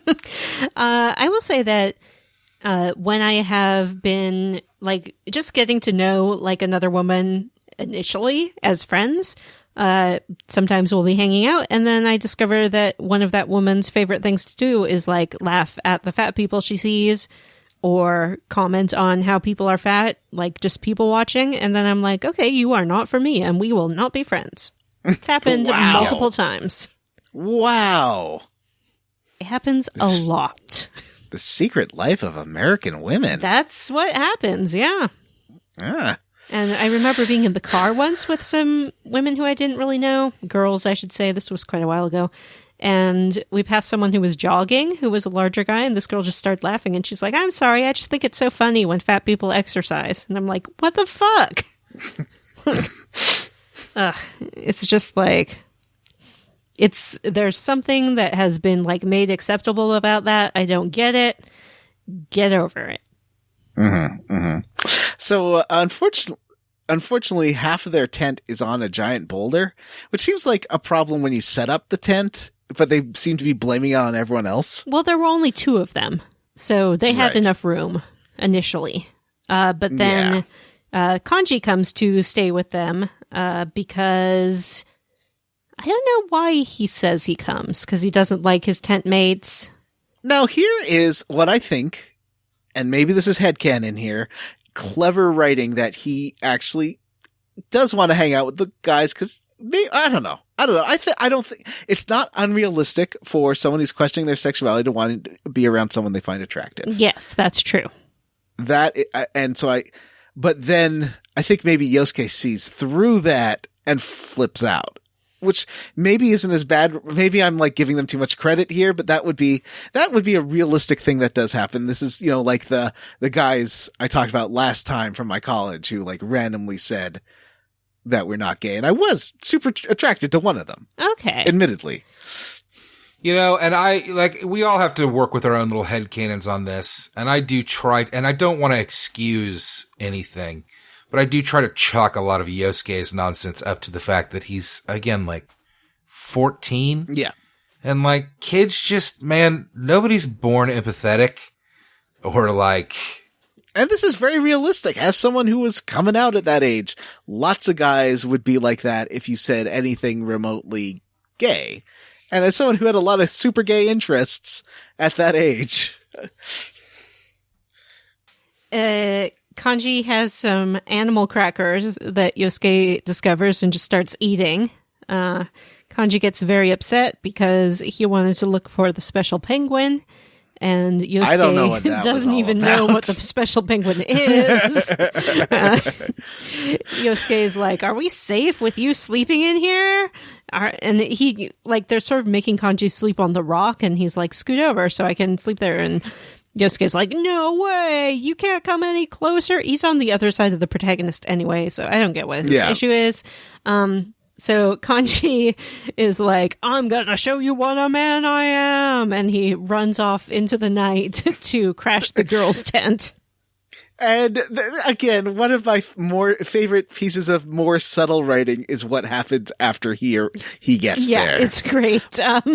Because Kanji also does say, and I think this is important for stuff later, that Moroka was talking shit about Saki and the presenter lady who died. Yeah. That he was calling one a cheater and the other one someone who runs away, a runaway. Mm-hmm. And that, so Moroka sucks. Yeah, he's awful. And he's also, you hear him wandering around talking drunkenly a lot. Yeah, he's like, "Is everyone in their tent? You better not be having sex." Mm-hmm. So it cuts to the girls. They are sharing a tent with Hanako, who is fast asleep, but she's snoring. And they're irritated by that, which is understandable. Mm-hmm. And then you hear a noise, and the girls are like, "What was that?" And then it just kind of cuts to black. And then the girls... I love this. Yeah, the girls show up at the boys' tent, and they're like, "What are you girls doing in here?" And they're like, "Kanji passed out in our tent." And they're like, "What do you mean he passed out?" They're like, "He just walked in and passed out." Yeah, don't worry about it. Don't worry about it. Don't pay attention to the fact that we are both Persona users, and Chie especially and martial arts. is very good at kicking. He just passed out. I think Yukiko says she does Aikido, right? Or something like that. So it makes it pretty clear that they did not know who he was, and they just beat the shit out of him and left him in the tent. So then they go to sleep in the boys' tent. Yosuke, of course, is a pervert about it. But they spend a happy night in the tent. Here's a fun fact that I learned on the internet about the Persona 4 anime. Mm-hmm. In the anime, Hanako is not written as much of an antagonist as she is in this game. Oh, and it implies in the anime that, I think she wakes up and she's like cuddling Kanji, and they both wake up and kind of blush about it. And then Hanako says, "I'm sorry, but you're just not my type." So she rejects him. But I thought that was kind of fun. This is, now that Matt's not here, this is 100% pro Hanako podcast. We are 100% pro Hanako. Whatever Matt is saying about her breaking the bike, that is not fair. A bike should be able to be weight bearing for a normal human being, which she falls into the range maybe of. Like 190? Yeah, probably. Like it's going to be way heavier people than her ride on that thing. She's no heavier than a full-grown adult male. Yeah, for sure. That bike was poor. It would have killed Yosuke if she hadn't have done that. If you think about it. She saved his life. Yeah, exactly. Thank you. So it's the last day. They're packing up, and there's a river. And Yosuke would like to swim in the river. The girls are like, but we didn't bring any swimsuits. And then Yosuke's like, guess what? And he whips out. This was very thoughtful. He whips out 2 bikinis that he has bought for Yukiko and Chie to go swimming with them. They're tasteful bikinis. I mean, so Chie's has a skirt. Yeah. Looks like something one of my kids would wear. I mean, if I bought Matthew a Speedo when we went to the beach, he'd be fine with it. Yeah, he would be like, cool, now I can go swimming. I wouldn't wear it, but I would be fine with it. So they all change into their swimwear. Kanji is wearing a Speedo. And Yosuke's like, oh my god, what? And he's like, what? Like, Kanji is unflapped about it. Yeah.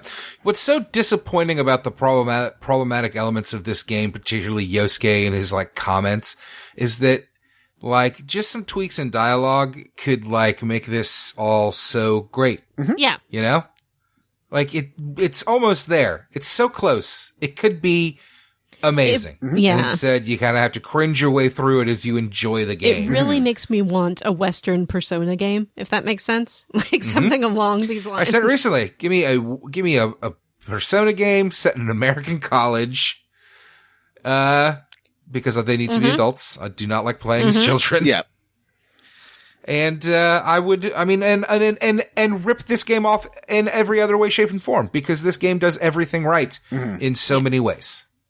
All the Persona games do. And I think it's fun to have this social simulation in which otherwise, I mean, some Western games have started to incorporate it to a certain extent, but it's like really a dating sim is the only other time you get this kind of gameplay. Right. Yeah. Yeah. But see, I don't like a dating sim, but I do like this social link thing. And I do see that this could be worked into a lot of games to make them richer. But I do think that Western, I don't think there's a lot of big Western RPG houses that are going to do this visual novel style. I think you would expect it to look more like a Dragon Age or Mass Witcher. Effect or something like that. I think Matt and I should make a Diablo-style game, but make it with social sim elements, too. Yeah, we're game developers now. Let's do it. Yeah, we're game devs. I'll do the graphics. But I think that the Persona series has, like, perfected JRPG combat. I guess that's where I land. Yeah, I think this is, it's as good as it can possibly be. And there's so many little things that change it up as the game goes along that make it stay fun, that it's crazy. Including getting more power and moves through friendship. So Kanji is still complaining a little bit about, like, having a headache, because he was beat up, and his nose starts to bleed just as the girls show up in their swimsuits, which they interpret as him being perverted. Because that's like a classic anime thing. Right. Yeah. So they shove him into the water. Gets the... Then they shove you and Yosuke. I can never say it. Yosuke. Into the water as well. And you're very cold. And then someone comes along and says, like, Maruka's vomiting upstream. So then you're like, oh, that's fucking... You're in this vomit river water. And that's probably what you deserve. So that is definitely... That Maruka guy... Go ahead, John. That is definitely what Yosuke deserves. In the end, he's rewarded for being the worst by swimming in vomit. So thumbs up. Boy, swimming in vomit is a bit much, I think. That is some foul shit. This Maruka guy is a real piece of crap, and A, should not be allowed within 100 yards of children, and B, it ruins every minute of the game that he's in, because I want to reach into the game and I would love to just, like, fucking strangle the life out of him, you know? You know what I mean? I do know what you mean. I have a new suspect, but let's go, let's keep going. Just saying it would be great if he died. That's all I'm saying. So, on to the main plot. None of this has been either here nor there regarding our Midnight Channel mystery. Wow. We are not very far into this. Nope. So, on TV, we see the teen idol Rize. You gentlemen remember when I sent you the semi-pornographic video of some teen idols from Japan? I do, and they're on a big bed, and they're hitting each other with pillows while they're wearing skimpy negligee, which I feel like is mixing metaphors between the innocent girl sleepover and like a fuck fest. Yeah. Once again, I was sitting with my children when you sent me the not safe for work link. Don't click it. But I do know now better than to click on things that you send me. Vanessa is a real tell you it's NSFW post sending the link. So that was from the group that has 48 members, and I think they're based out of Tokyo, and they perform every day in different squads and things like that. And Japanese idol culture is, from what I understand, young women who perform for a audience that is primarily middle-aged men. And it's sort of like sports in that, like, you choose your favorite and you can vote for your favorites, and then your favorite will get like more screen time or something. Where do you think you vote? Is it a show? Is it like an American No, I Idol? read that I think it's a... I read it was in their CDs. So it's to drive CD sales, and fans apparently will often buy like 100 CDs and just toss them out so they can vote more than once for their favorite.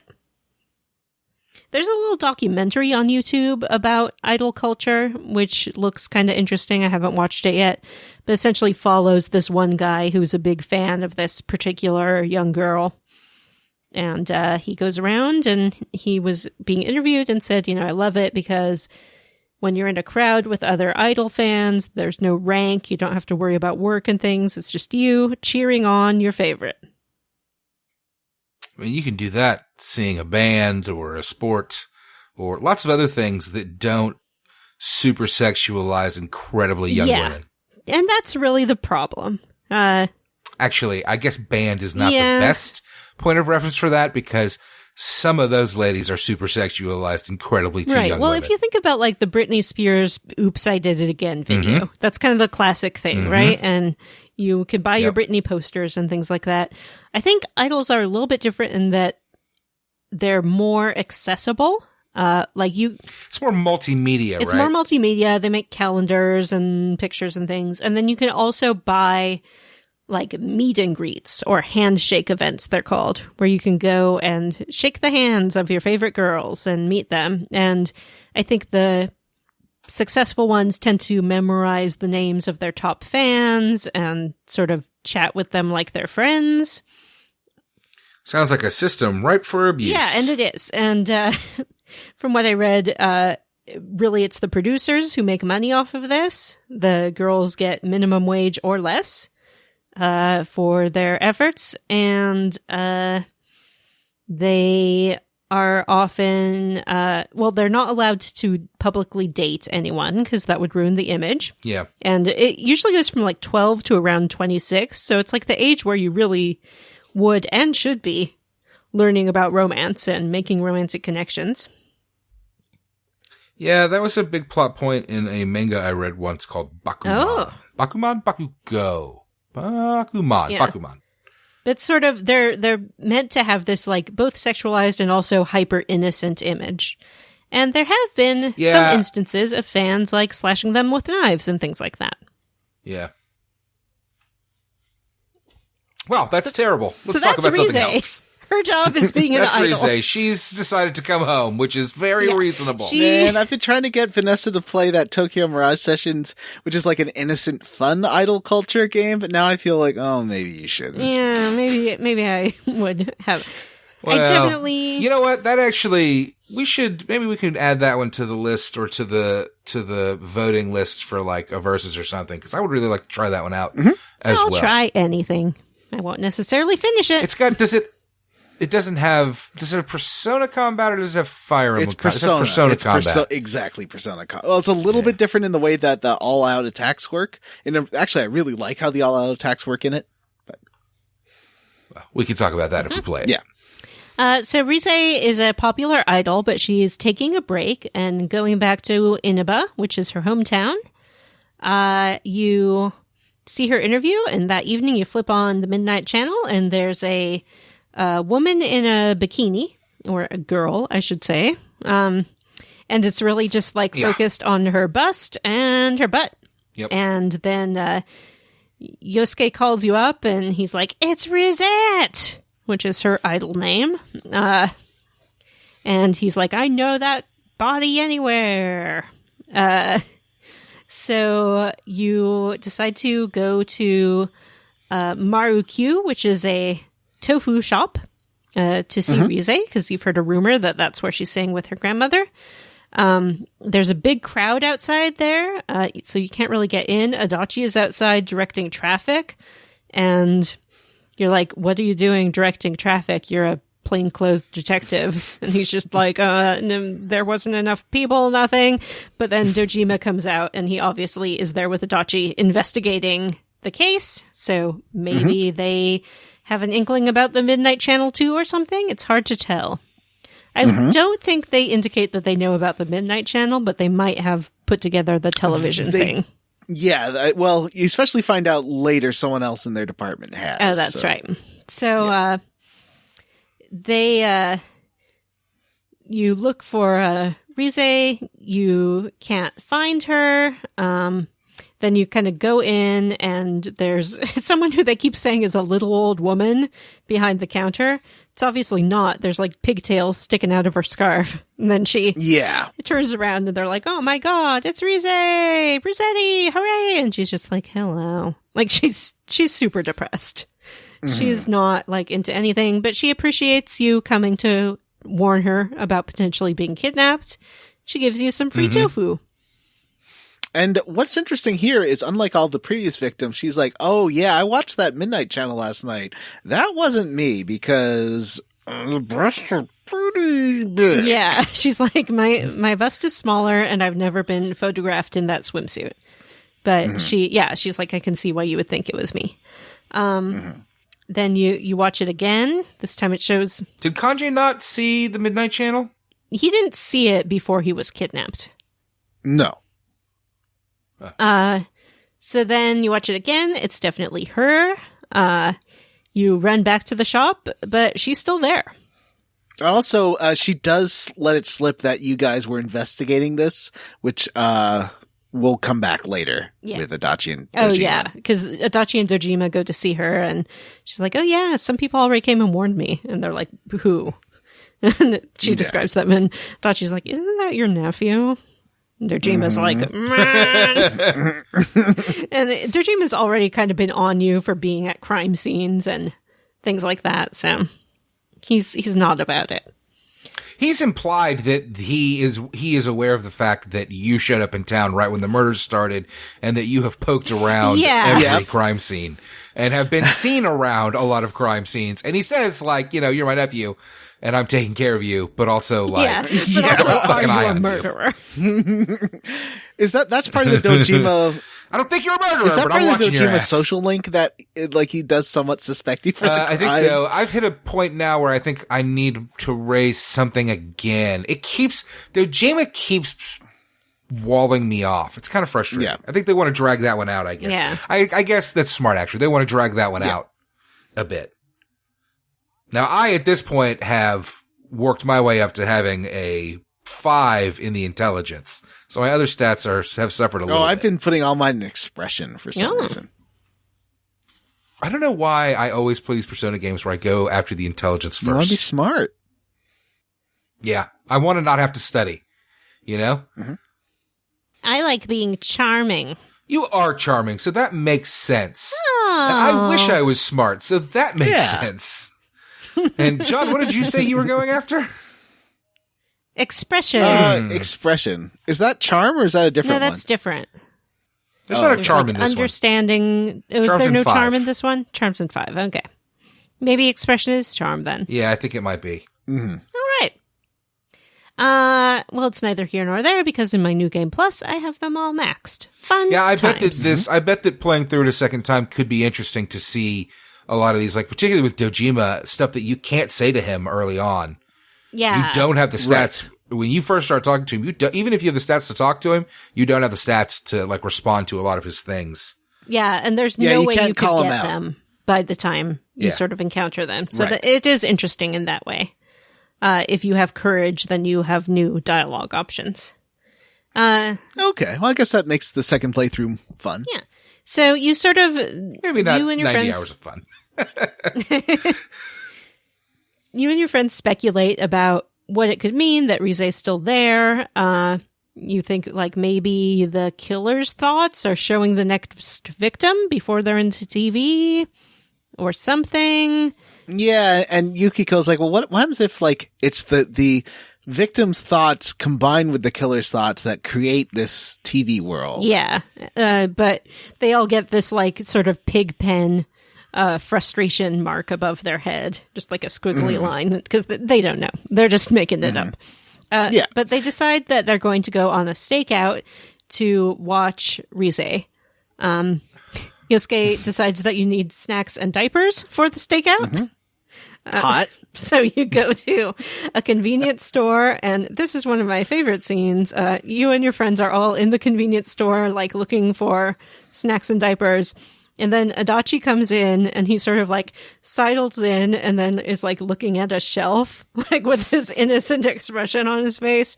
And then everyone notices him immediately. It's a small store. And they all turn around and look at him. And then he turns around and he's like, oh, fancy meeting you here. Hi, I'm not doing anything. Dojima didn't send me. Hello. Like, he is the worst at trying to, clandestinely look at you. And then he's like, where are you going? And you're like, we're going. I love when Adachi joins in with your gang. They're on like, this we're stuff. going to go see Rize. And he's like, how funny. I'm going too. Let's go together. And then everyone's like, but she is like, he is a detective. I mean, I guess we could bring the girls are like, having a fucking adult around with a gun's not a bad idea. There is a murderer on the loose. Yeah. We don't have persona powers in the real world. Yeah. They all go together, and lo and behold, they spot a guy on the telephone pole outside the tofu shop with a bunch of cameras, and he's like taking pictures through the window. So he sees that he's been spotted. He starts to run away. The whole gang and Adachi chase after him. He says that he's going to jump into traffic. But you just tackle him. So stupid. And then, and then Adachi is like, I got the murderer! Hooray! I tried to tackle him from behind, and Yosuke was like, what the fuck are you talking about tackling from behind? He's standing in front of us. And I was like, oh, okay. My concern is if I tackle him. There's traffic behind the him. other option was tackling from the front. I was like, can I kill this guy? What's going to happen? And the guy's like, I was just taking pictures. And Adachi's like, you're under arrest on suspicion of murder. And he's like, Dojima's going to be so excited when I bring this guy. He drags the guy off. You go back to the tofu shop to announce your victory. And Rize's grandma's like, oh, yeah, she went out. I don't know where she went. She was here and then she's gone. And she's just gone. Yeah, she says she kind of walked out with a blank look on her face, which is interesting. And so looks like she's gone.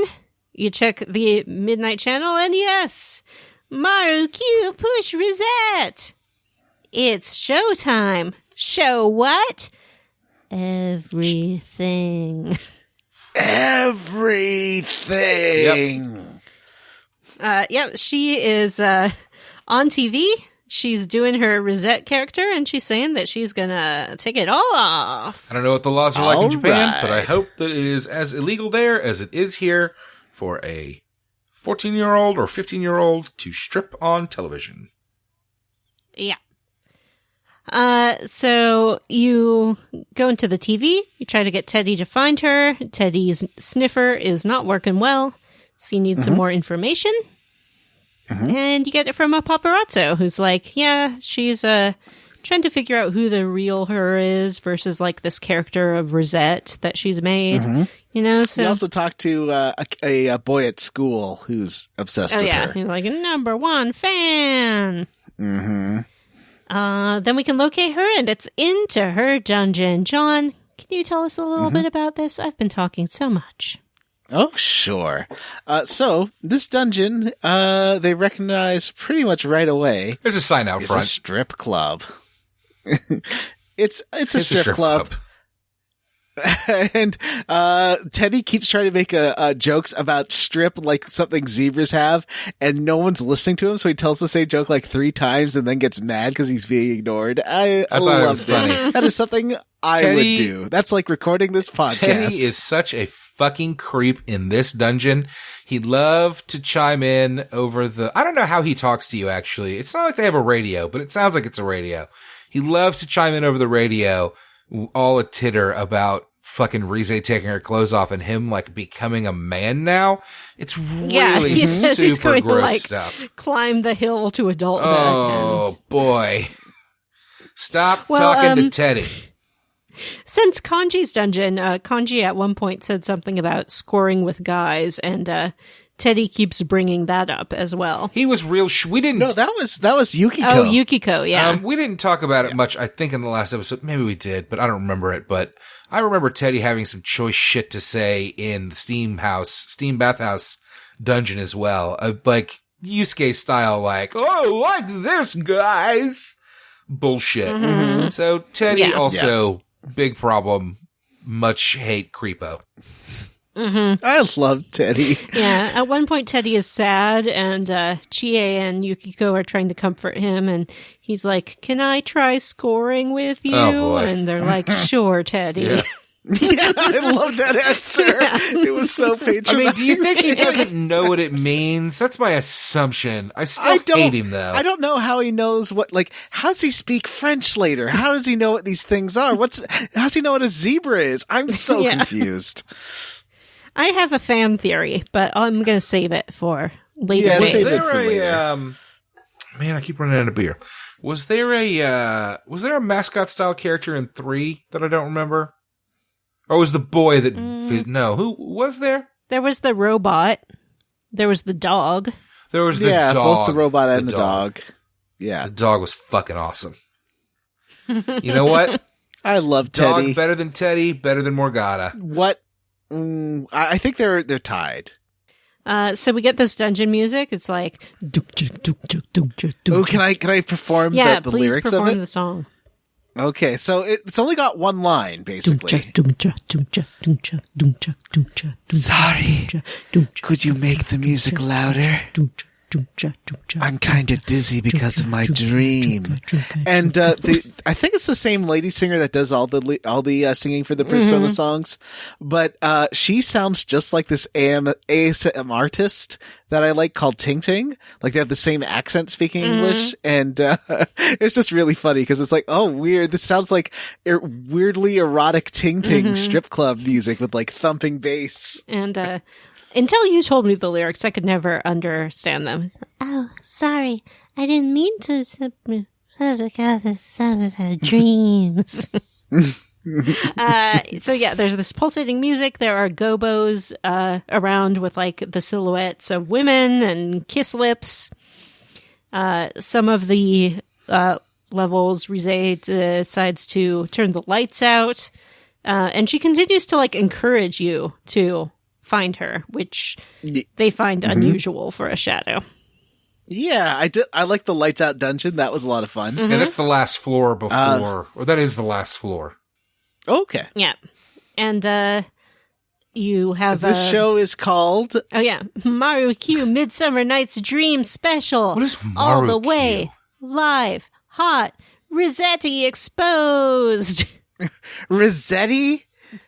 Rosette. They never say Rossetti. She's not a cartoon mole. Rossetti. Rossetti. You know I can't Animal with Crossing. the pronunciation of names. That's a French word. It doesn't matter if it's Japanese or American or whatever. I can't do it. So Marukyou Matt is like a play on the name of the tofu shop that she works at. Yeah, that's her family name. Yeah. It's Marukyou. So, okay. So, you make it all the way through this dungeon. I don't know if there's any noteworthy enemies. There's tanks. Yeah. Those were the most annoying. There's a snake that you have to fight at one point because in the like dark floor, she's like, let's turn off on the lights so you can see everything. Wrecked that snake. Yeah, and it's just like that a snake. got destroyed. I think it one round maybe. The first day the first day you can enter Rize's Labyrinth is a thunderstorm day. So the dungeon for me, because I did it all on the first day, the dungeon for me was filled with wealth hands. And oh, is that why there were wealth hands? And so I think we all kind of ran into it. You just over level the shit out of yourself so fucking fast. Well, I got to level 35 or something. Meanwhile, I didn't put Yosuke in my party, so he was still level 26. I did the same thing, except I took Chie out. But then after like 5 or 6 levels, I was like, ooh, she's not gaining any levels. Like, I should swap her in. And she like slowly started to catch up, and now she's only like 2 levels. She was 6 levels behind. Now she's only 2 levels behind. But Yosuke now is like 6 or 7 levels behind. I'm like level 38, I think. We're fucking, oh geez, it's high. Yeah. Every game should level your non-party members. Yes. I'm just putting that out there now. There's no excuse not to do it.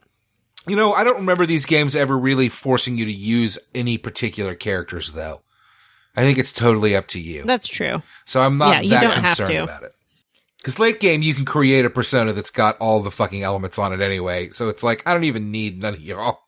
Wasn't there a section in Persona 3 where you had to play like a Yusuke, or not Yusuke, whatever his name was? Akiko? Sure. Akiko, no. Maybe not. No. Who was it? Junpei. Junpei, yeah. Yeah. I feel like there's always like 1 or 2 things you have to do with it. Maybe not though. Yeah. No, I think that was a different game where you had to like make sure someone was leveled or else it would go real bad. Mm-hmm. I wish I could swap Junpei for Yosuke. I actually still... They're kind of the sucky. same. Yeah. I think Ryuji's the best of the 3. I disagree. Ryuji. I hated Ryuji. I like Yosuke. He's very problematic, but I'm trying real hard to interpret his problematicness in like a positive light. Because Junpei and whatever's fucking the guy from 5 legitimately annoyed the shit out of me. Ryuji. So, you finally get to the top. Shadow and regular Rise are arguing. They're the usual thing. You know, she's like, you're not me. Rise's there in her Marukyou, store outfit. Mm-hmm. Shadow Rise, meanwhile, is like stripping and like just humping that going stripper around pole. A pole. Yep. Yeah. And there's the usual, you're not me. Mm-hmm. Yeah. And then out comes her final form, which is the most disturbing boss we get in this entire game. Why? Go ahead, Matt. Why is it that the shadow version of themselves is not the persona that they get? It is. I mean, they're always somewhat related. Yeah, the shadow is the persona when it's in its rejected form, and the persona is the embracing of that form. So yeah, it's always like, if you look at all of them are part of the ones you fight. Like the bird, except she's not caged anymore. Mm-hmm. What was his? Chie's like dominant chariot kind of thing. Yeah, that thing's still there. She's just not on the backs of everyone else. Is going to kind of turn into like almost like a bride looking thing. But let's describe what Rize's shadow persona looks like. It's a stripper. It's like a rainbow colored stripper with a flower for a face. Satellite and it spins dish. the entire.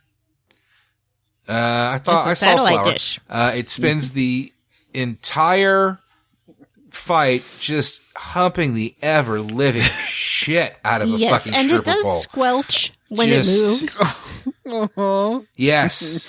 And moan and groan and squelch. Mm-hmm. Yeah, it's it like hangs on the pole, it twirls around the pole, and then its ultimate attack is just straight out humping the pole. Well, the sound effect goes squish, squish, squish, squish, squish. Yeah, it's fucking, this is, like, I'm thinking about my kids and like what age kids can play stuff like this for, like, I feel like for like Persona 5, it like didn't have the fucking wild shit like this. This is crazy. Yeah, but in Persona 5, you can date your teacher. That's a good point. I never tried that. Well, I never got that far, I guess. You don't date her. You can or other adults. Eventually get into a relationship with her. For the majority of the game, she's your house cleaner. Yes, but she dresses in a sexy maid outfit and calls you master. Oh. Yeah, that's true. That's true. That's still not the fucking stripper squelching on the pole. I mean, this game is rated M for mature, not for kiddies. Yeah. Yeah. Is it? I mean, it must be, sure. right? In my mind, for sure. This is a game to be nostalgic about your high school time, not to play while you are in high school. Yeah, that's a good got point. my copy right here. Let me just pull this up real fast. I mean, you say that, Vanessa, but it's clearly not. We've talked about it. This game is a game that is more clearly designed for Japanese teenagers than any game we've ever played. That's true. However, intent and reality are two different things. Perhaps they designed it for teenagers. I do not recommend it for teenagers. Yeah. But they do. Persona 4 is rated mature 17 plus for alcohol reference, animated blood, language, partial nudity, sexual themes, and violence. Yeah. Yeah. I was just going to say, like, 17 is probably okay. Especially if you are the kind of person who has had parents or other adults who talk to you frankly about media consumption and telling the difference between fantasy and reality. It's nothing worse than any of those Stephen King novels I read at like 11.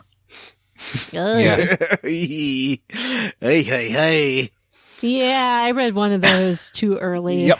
It was like, it's in the little anthology that has like Shawshank Redemption in it. Yeah. Some like Nazi story. It was bad. I was a big fan times. at that age of the Richard Becker stuff. I really liked Bachman? Silver Bullet. Bachman, yes. I liked Silver Bullet a lot. That was a cool story. I've only seen the movie though. So, oh no, I read the book. I totally have read that story. Anyway. Yeah, it's a short story with, I think, The Long Walk and Rage, which is about a school shooting, which is pretty fucked up. Oh dear. So, so Riza uses her satellite face to scan your whole party when she's at about half health. Oh, okay. And then your attacks just won't connect with her anymore. She anticipates your every move. It makes you go through 2 or 3 rounds where you can't do a fucking thing. No matter how hard you try. She does suddenly does this super massive attack and knocks everybody down. It looks like she's going to go for like round 2. But Teddy is like, well, what can I do? And you have to be like, you got to do something. And he does. He explodes. Yeah. He does. He goes Super Saiyan, I guess. He's like, Teddy won't be alone again. So Teddy explodes and then emerges like this terrifying flattened version of himself, like Judge Dredd at the end. Flat Teddy. Yeah, he's like a cartoon like cartoon who's been rolled over by a steamroller. Or he didn't have bug eyes, but he's got like bugged out eyes. It's real fucking that creepy. sketch of Teddy is one of my favorite pieces of art, any character art ever. I love it so much. You can see some of his stuffing.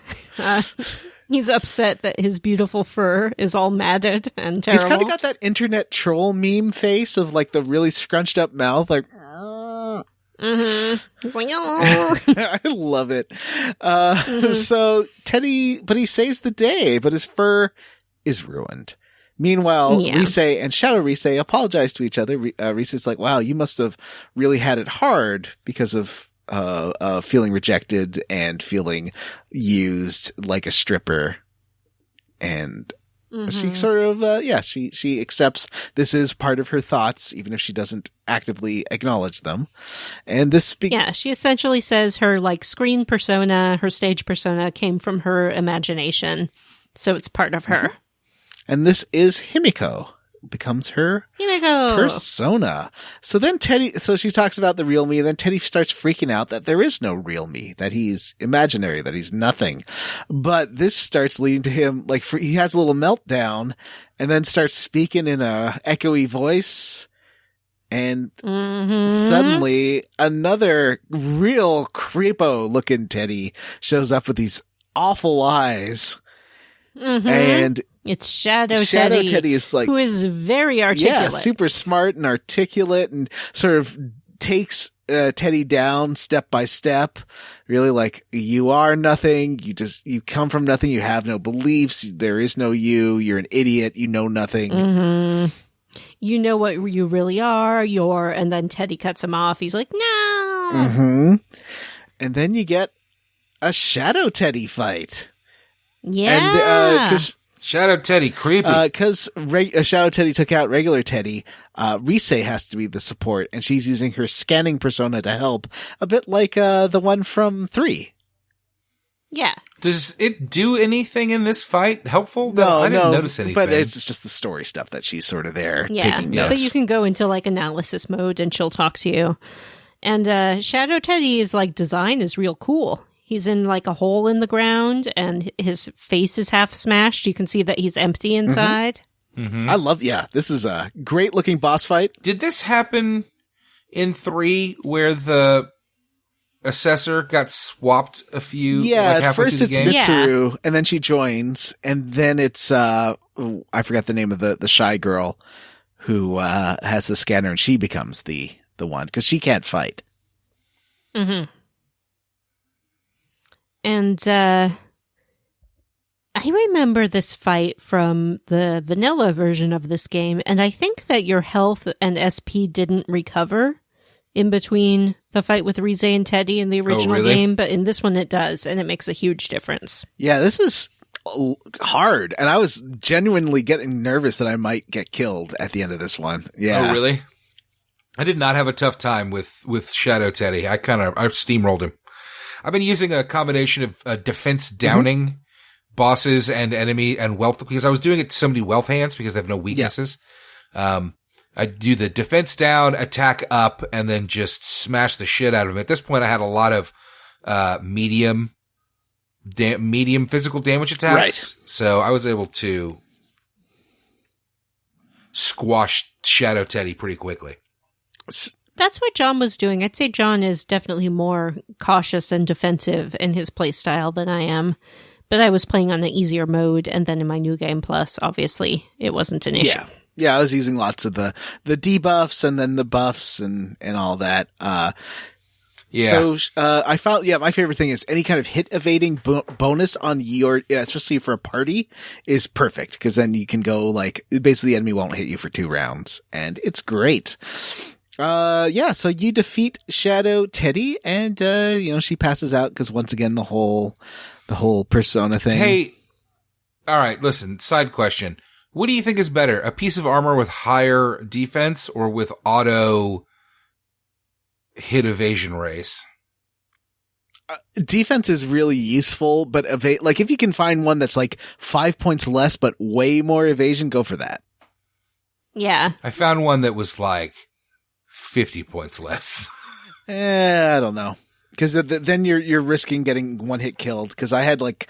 Right, then if you get hit, you get smashed. That's why because I had Kanji in his stupid t-shirt for 7 levels of the dungeon, or 10 levels of the dungeon, and he was just getting one hit killed by those rocks, and it was bad. So they take her home.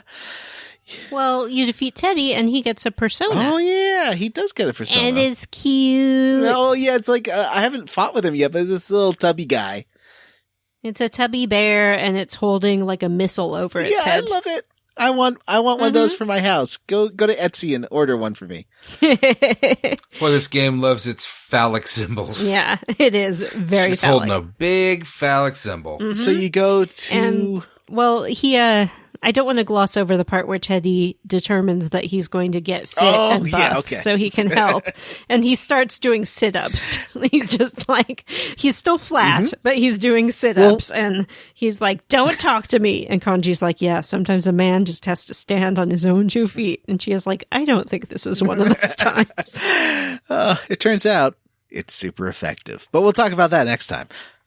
Yeah. A little bit more. So you take Rize home. There's that great scene after you rescue Rize. You go home. Nanako is there, and then the door slides open, and in comes Adachi and Dojima, and Adachi is propping Dojima up, and he goes, "Nanako, I'm home." Oh boy, I thought this was gonna get dark, gang, because he kind of snaps at the protagonist, and I was like, "Is he gonna slap him?" Yeah, he's like yelling at Adachi. He's yelling Is he at the gonna drunk protagonist. slap the protagonist? That would be. He's like, "There's a stupid kid. He's stupid. I hate the kid." And then Adachi tucks him into bed and comes out. And Sorry, go ahead. This is such fucking, like, it makes me so fucking mad. Like, hey guy, you're welcome that I'm here taking care of your fucking kid. Yeah, well, and it's Your even worse fucking because 6-year-old yeah, daughter, they come dude. in and Adachi's like, to Nanako, he's like, "Can you get his futon ready?" And she's like, "Yes." Oh, so this she goes again. to make his bed up for him. God, this dude is like in his mid to late 30s with like a small child, and he's sleeping on a futon.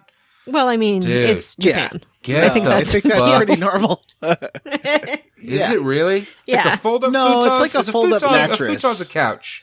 I think it's normal to like fold it up and put it to the side of the room Yeah. during the day and then unfold it at night. But anyway, she That's prepares the bed. Adachi tucks him in.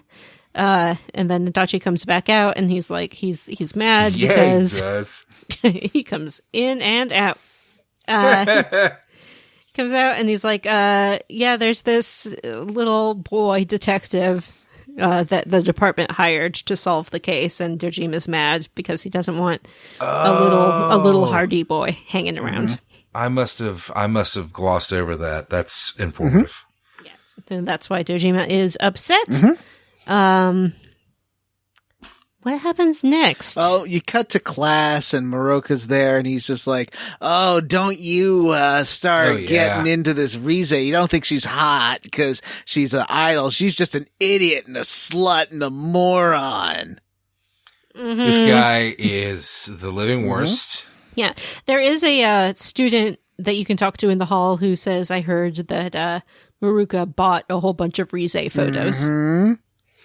So you finally watched the Midnight Channel, but this time nothing's there. Yeah, nothing happens because you rescued Rize, and then next morning it's Well, but you don't get even the scene of the person being like, "Oh, darn it." Oh, yeah, nothing yeah, happens. they weren't there this time. Yep. Mm-hmm. But the next day, there's a body. I think Let the bodies hit the floor. Let the bodies I hit think it's a familiar body, and it's hanging from a water tank. And we'll get to that next time on Square Roots. Bump, bump, bump.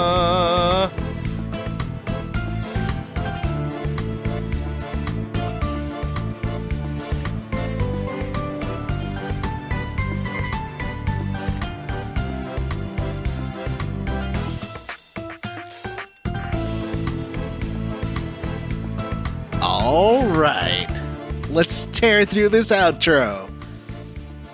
Was it August 2nd we play to next? August 12th Oh, will be our next date. Augie 12th. just after my birthday. Happy Augie doggy? birthday. So, roundly for or squarely against, Vanessa? I think it's what am I roundly for or squarely against? I'm squarely against the treatment of Hanako. Cut that shit out. It's not funny. It's not fun. And stop presenting it in a way in which you are expecting me to play along with you. Because I don't play that game. Matt, what are you roundly for or squarely against? I mean, can we not? They just released it on Steam. Can we not get a retranslated version for adult liberals? You know, like, come on. Give me my adult liberal snowflake edition. Yeah. I would appreciate that. Thank you. I actually would as well. If someone out there wants to make like a fan patch that's like Snowflake Edition, I would love it. Yeah, I'll pay for it. What am I squarely against? I You know what? I'm going to be roundly for fucking strip club level. And the goddamn stripper boss? What is happening? God, I love this game so much. John, what are you squarely against? I am roundly for Hanako. Not due to her portrayal, but because of our Vanessa and I's fan fiction about her being this self-actualized, amazing woman or girl who would be perfect member of your Persona crew. Yeah. The only problem with Hanako joining the crew is that Hanako doesn't have a shadow self because Hanako already accepts everything about herself. That's demonstrably not true from the dialogue in the game, but all right, it's fine. It's no emails this week, but we are going to be releasing a Oops All Listeners episode this week as well, so you will be hearing that. We got a couple more. I think we're up to what, 4? Yeah, that's good. Impressive. You ever heard of a Patreon? Yes. What's ours all about? I don't know. What's it about? Well, we have so many great options on our Patreon. We released bonus episodes every month. They range in subject matter from Square Roots versus old terrible games or movies or whatever to Square Roots Instant Classic, where we play modern games and kind of give them the critical treatment, to random Square Roots spoiler casts, level ups, and ranking episodes. You can have access to all of those bonus episodes, of which I am fairly certain there are, a couple to 3 or 4 dozen at this point? There's got to be a shitload. There's a bunch of those, and at the next tier up, the $5 level, you get to vote on Square Roots games. We just had a vote. I think it ended. Yeah, Did it end? It ended. We are playing Disco Elysium for July of this year. Woohoo! Yep. I'm excited. Yeah. Yay. So you can expect Square Roots Instant Classic Disco Elysium. I've started it. It's pretty fun. Oh, okay. I haven't touched it yet at all, but I am. I read about it. Oh. It plays like a closer perspective Baldur's Gate type game, like an isometric, but it's way closer. It's not that far away, top down. But it is like an isometric RPG where you walk around. There's no combat. It is all dialogue, and rolls, static, like check rolls and stuff like that. You do have like levels and experience that you gain experience and gain levels to beef up your skills to help with those rolls. I'm pretty interested in it so far, so it's going to be a good time. Yeah. So yes, the $5 patrons do get to vote, and they voted for Disco Elysium for our Instant Classic. We have one more mainline game vote coming up this year, so get in on that now before we drop the vote in the Patreon. I read about the character creation in Disco Elysium and how maxing stats can sort of end up penalizing you in certain ways. Like, interesting. If you're too intelligent, you won't be able to connect with other people on like an emotional level. Or if you're too buff, then you will have too much resistance to the negative effects of drugs and are prone to addiction. Like, it's interesting. And they also said that you can get ideas that will stick in your head and can become internalized ideas, and those affect your stats. That sounds really cool. Ideas like the game has a lot of or socialism or something. Yeah, the game has a lot of voice acted dialogue, and you do kind of talk to yourself a lot. You talk to all these different aspects of your personality, as well as kind of your different stats who inform you on. They're not people, they're all like parts of your mind, but it informs you on the history of the world and characters and, stuff like that. It's pretty interesting. Anyway, one of our bonuses for patrons of any tier is that we read a list of names at the end of the episode of our patrons, and we're going to do that right now. We would like to thank Gage Lasharite, Amanda Douglas, Nofford, Christian Go, Alex Bear Pun Dillard, Kidakai, As God Made Her, Lyrial of the Claire, Paul Birsch, Reddit is Harold Lauder, OMG What Is This Game, Stu Skeel, Andy M, Miguel Torres, Andrew O, Sexy Grandma's Boy Toy is Ward Childress. Congratulations, Ward. Teddy is a garbage monster only good for nightmares. Nothing has ever been more true. Cameron Shoei, Ryan Miller, Sammy Mitchell, Aaron Bachman, Chris Ryan, James Hostetler, Sean, Justin Rash, Justin Ham, Jake Dickerson, Saving Sid, Matthew Casterline, William Westgard, Metal Gear Solid 1 in 2021, Mitchell Jarman, So You Go to Paris, France. What? I don't know. Chie, Nathan Poirot, and Eric Garby, Rusty Kamada, Alexander Jokic, G. Bailey, Andrew Gonzaba, Robert M. Pollum, Ben Davis, Andy Smith, Beaglesaurus needs your help to stop the terror that is Christopher Highness, Randy Pierce. To Bumpkins, Andrew Leinart, Grey Code, Andy Best, Chris Wilder, Every Day's Great at Your Square Roots. Wash in the Wind, Brady A. Berman, Vanessa's Fourth Mom, Zachary Fire Ant Harbison, Ron, Wonder Swan, Ethan G. Pearson, Thou art I, and I am thou. We bestow upon thee the ability to create Oscar Mayer, the ultimate form of the Square Roots Arcana. What can I do for Nuge? Florian Jonas Kramer, Grayson, Chris Penyak, Kevin Walter, Joshua Bennett, Chief Hazard Built Sergeant Spaghetti, Bree Girth, Citrus C, Isaac Wright, Jordan McNeil, Dr. Fine, say everyone's name, Andy Crossett, Adam Zimmerman, Mostly Rational Person, Galendo, Cake Ninja, PJNs, Huxley Iguana, Joseph, Michael Crawford, Rising Hopper, George Brady, Sean Walsh, Race Jenkins, You Make Sulk Sad. The pen was mighty indeed, Benjamin Avner.